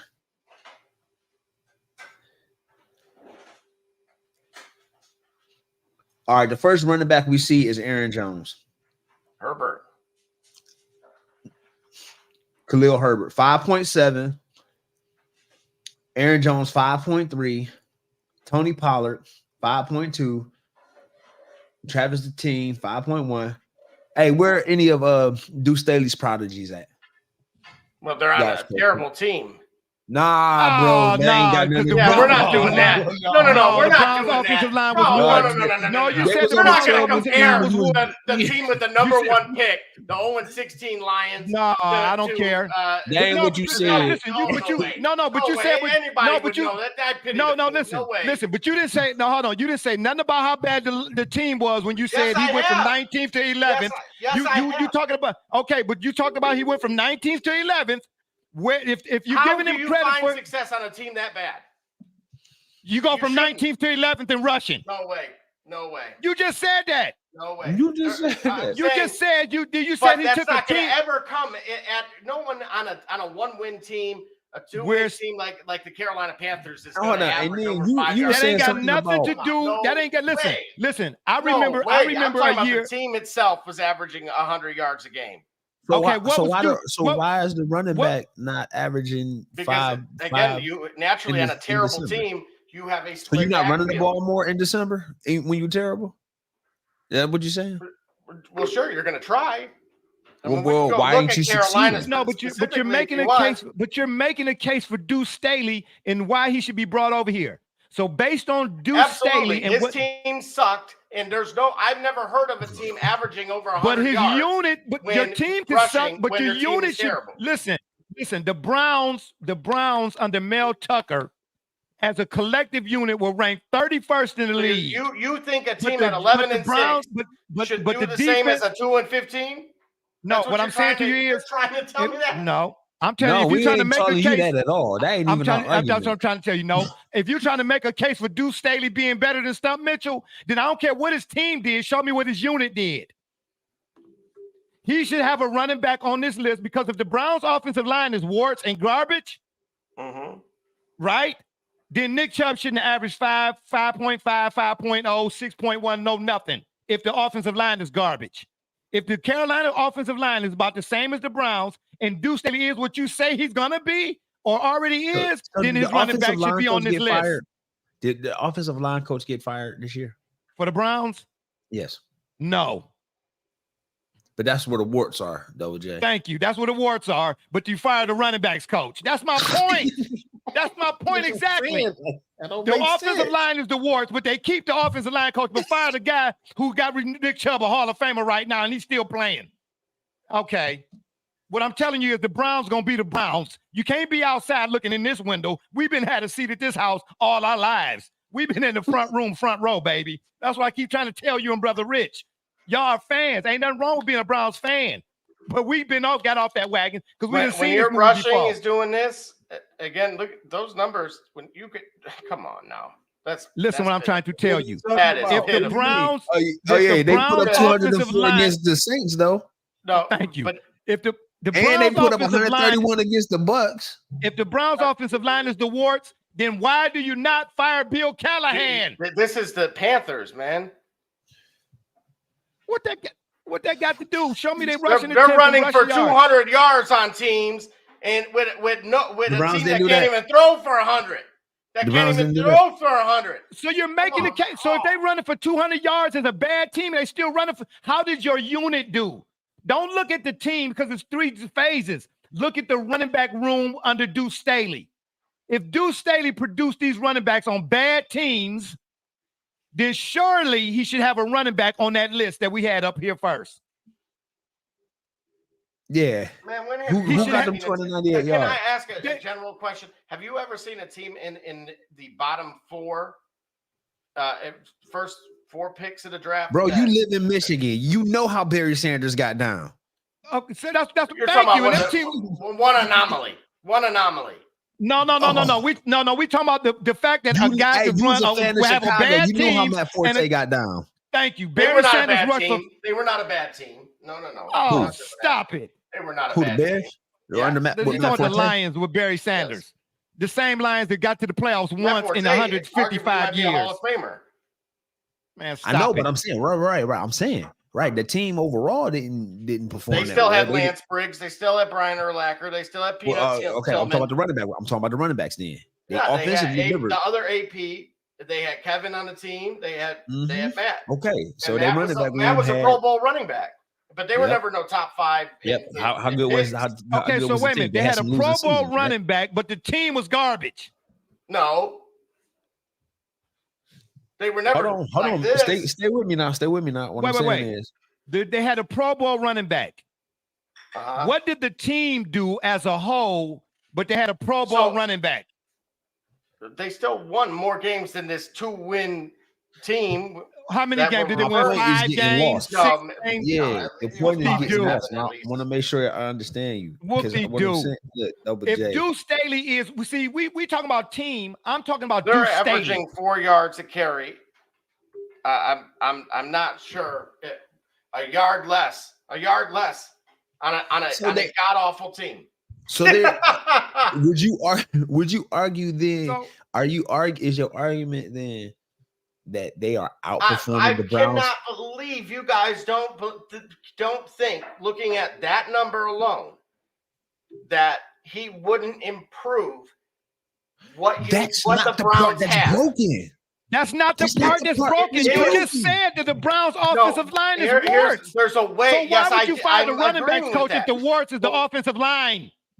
Because here's the thing. They probably are going to attempt to address it. However, the running backs, if anybody has found success, hang on. If anybody has found success dealing with that particular issue, it's Deuce Staley. And that is the part I'm trying to drive home. Anyway, you see how the narrative changes, Gully? Because him and Brother Rich are Browns fans. They want to keep switching over. But 2 weeks ago, the Browns was in the Super Bowl. 3 weeks ago, Deshaun Watson couldn't do this. Every week it changes. But here's what I'm saying. The Browns are that restaurant. The chef is cooking up the food, but they fired the waiter.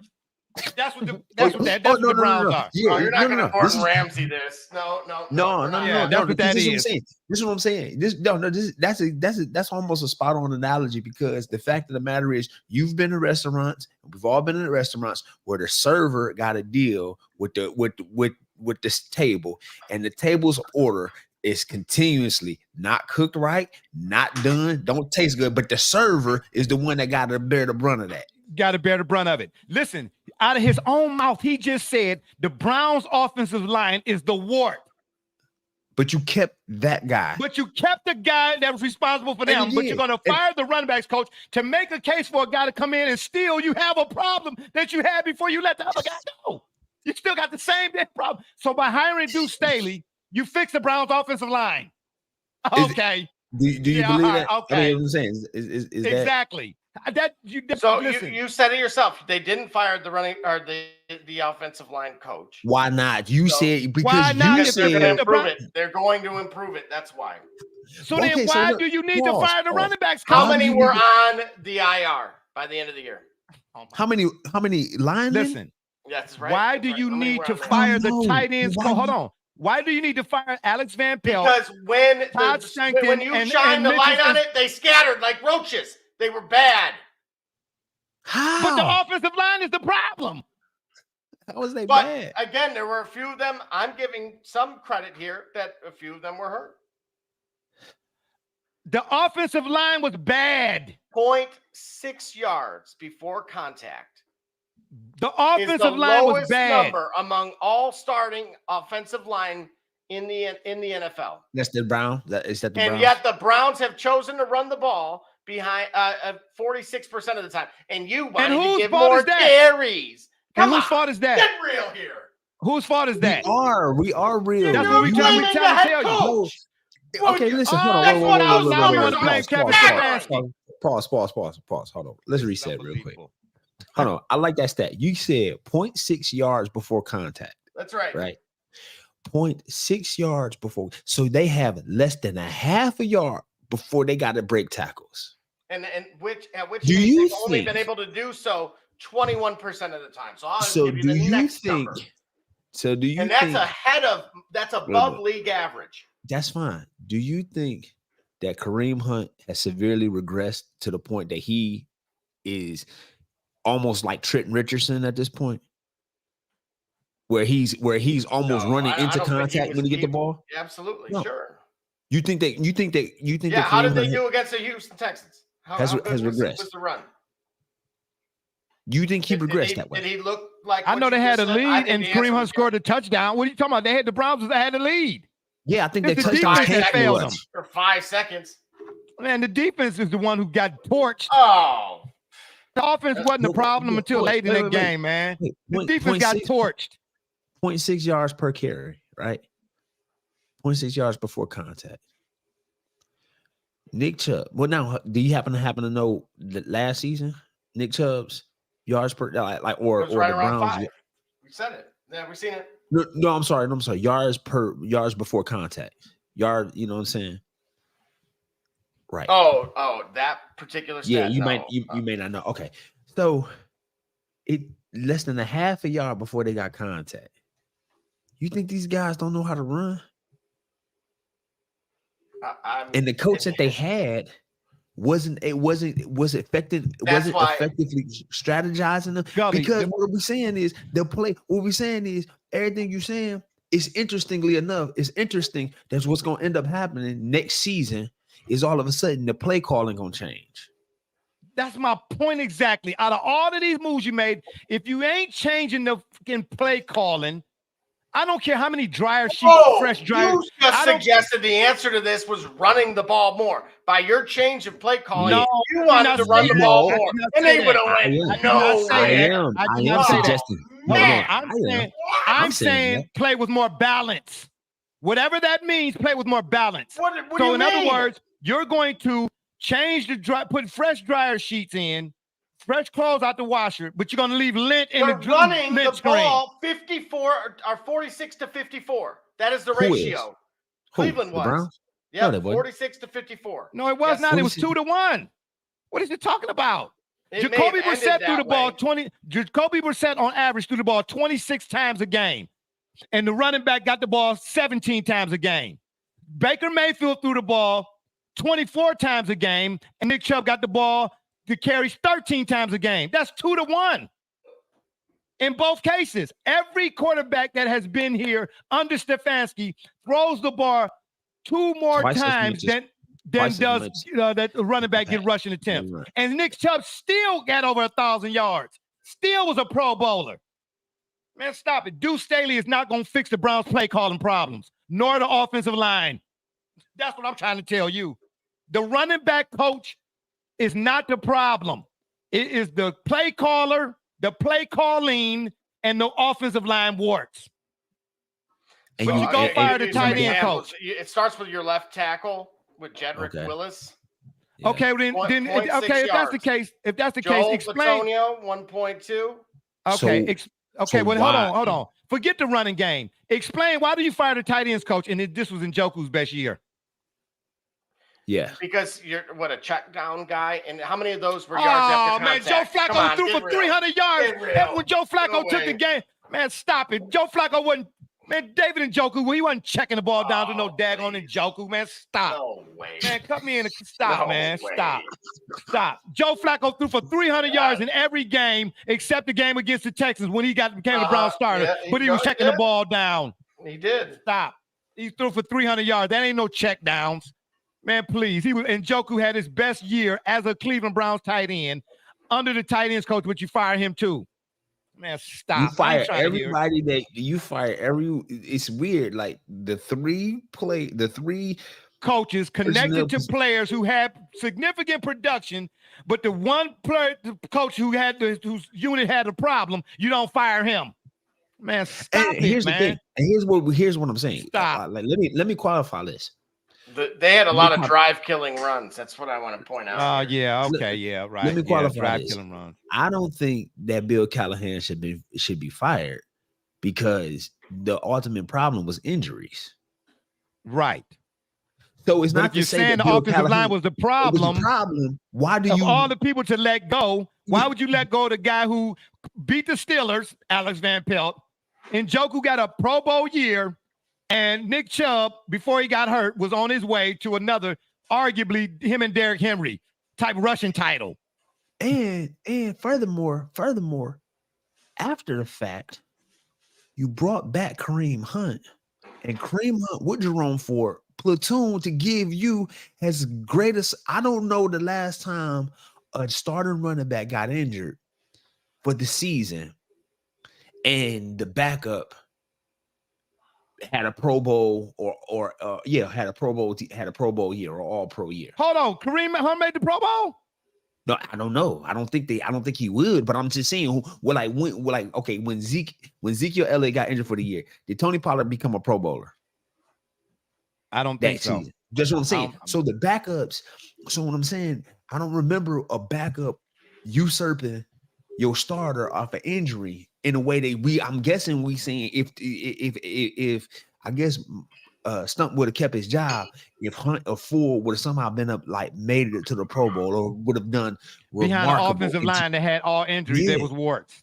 That's what I'm saying, bro. Like what we saying is, so in other words, Stump Mitchell got fired because the offensive line had injuries. But Yeah. Deuce Staley No, gonna come in here. You guys have all said it yourselves that the play calling needed to change. Okay, No, so why did you change why did you change? Come from Alex Van Pelt? Yes, the guy that beat the Steelers in Pittsburgh Alex with Van Baker Pelt, Mayfield at quarterback. Thank you. He beat him with Baker Mayfield. Why would the play? Wait a minute. You're saying all these great things about him, but yet you've at nauseum have said the play calling needed to change. Because Stefanski no. was the We play said caller. no. I said Van Pelt. I said Stefanski should have turned the play calling duties over to Alex Van Pelt. That's what I've been saying. When I asked was Stefanski on the hot seat 500 shows ago, that was my next question. Why has he not turned the play calling duties over to Van Pelt? Because what I said about Kevin Stefanski, which showed in the Texans game as well, he does not know how to call the plays based on the flow of the game. If he scripts 15 plays, he's going to call in 15 plays in a row, regardless of the complexion of the game. Guys like Joe Gibbs or Kyle Shanahan, they call plays to set up other plays. Thank you. Stefanski says, I'm going to run regardless. If there's 9 guys in the box, I'm running it regardless. Because that's what the play sheet says I should call. Now, in fairness, though, I've heard this. In fairness, there are coaches and players have said this. Play scripting is at the beginning of a game, perhaps even a playoff game, is an exact science where we're going to run these first 18 plays no matter what. And the idea of it is those are the plays that they run. The reason why they're running is so the way they get an understanding of how the defense reacts. So they basically it's knowledge, it's information gathering.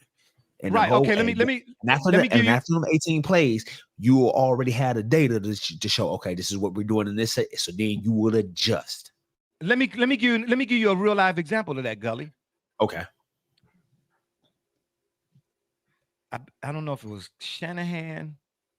Who was the coach for Washington when Kirk Cousins was quarterback? Was Joe Gibbs? Did he make his return? Yeah. Okay. There was a game. You can go watch the game. When Kirk Cousins was the quarterback for Washington, they were playing the Browns.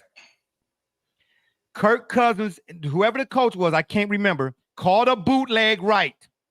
It went for about 14, 15 yards. Whatever the bootleg thing he did, right? Uh-huh. On the next play, he called a bootleg. He kept bootlegging the Browns all the way down the field because he saw it kept working. Yeah. The point that you're making is, Herm can speak to this as well. Yes, every coach comes out with a game. That's called game plan. You come out with the first however many plays scripted. Yep. You call those first set of plays to see. It's almost like boxers feeling each other out. The manager, the trainer says, man, make sure you use your jab, work off your jab. So I'm going to throw my jab out there to get a feel for what you're going to come with. Right. Then within them first 18 plays that you scripted, I've only called maybe 3 or 4 just to see how the game is going to go. And then once I see how the game is going, I'm going to, if I have to call play number 20 18 times, I'm going to keep calling it until you stop it. Right. That's the point. You don't just call the plays because in order. Well, this is number 1, 2, 3, 4, 5. If they done shut down number 1, 2, 3, 4, and 5, you got to mix it up. You got to go 7, 23, 14, 18, 19, 1, 5. You got to mix it up. You're calling the plays based on what you're seeing, not what's scripted. Hello? That's why they call making adjustments. What adjustments do Kevin Stefanski make? Oh, throw the ball more. Stop. That's his adjustment. He don't make that's. Hey, we looking at all these numbers, point, 6, point that. Forget all that. Go look at the game and tell me. Pick any game and show me what adjustments. Listen, the Browns, whatever success the Browns have, it's in spite of him. And I'm putting my reputation on it. It's the players. You got to have elite players. You got to have players who still got something left in the tank, like a Joe Flacco or a Nick Chubb or Amari Cooper.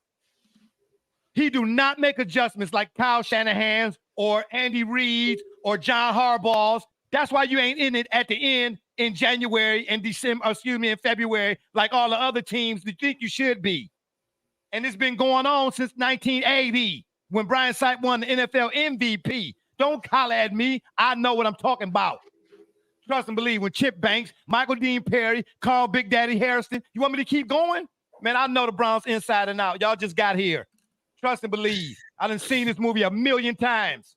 No matter whose name is on the door, the Browns going to always be #1 as they are in every year since I've been a fan and been knowing them. Headlines and wait till next year. Like this year. Wait till next year.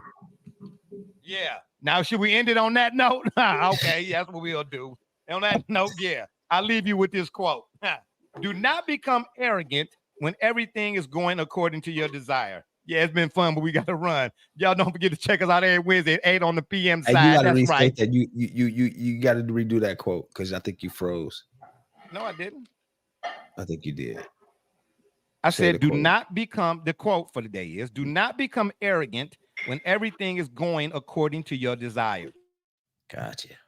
You know what I'm saying? So in other words, for the Browns, when you got a Hall of Fame running back and receivers, you know what I'm saying? Don't, you ain't no need to change the running backs coach when the offensive line is terrible. I'm just saying. Yeah.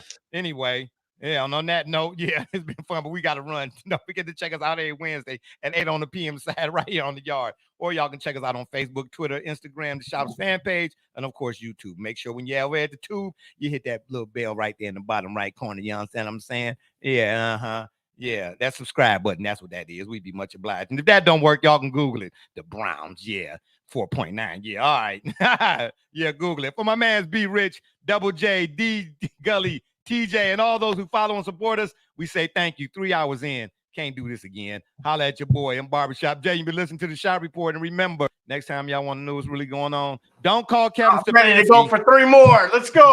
Don't call Kevin Stefanski. All right. Yeah, come to the shop. Walk-ins are always welcome. Holla. I don't even know where the outro is. Unbelievable. Stump Mitchell over Deuce Steak. Man, stop it. I'm out. Stop.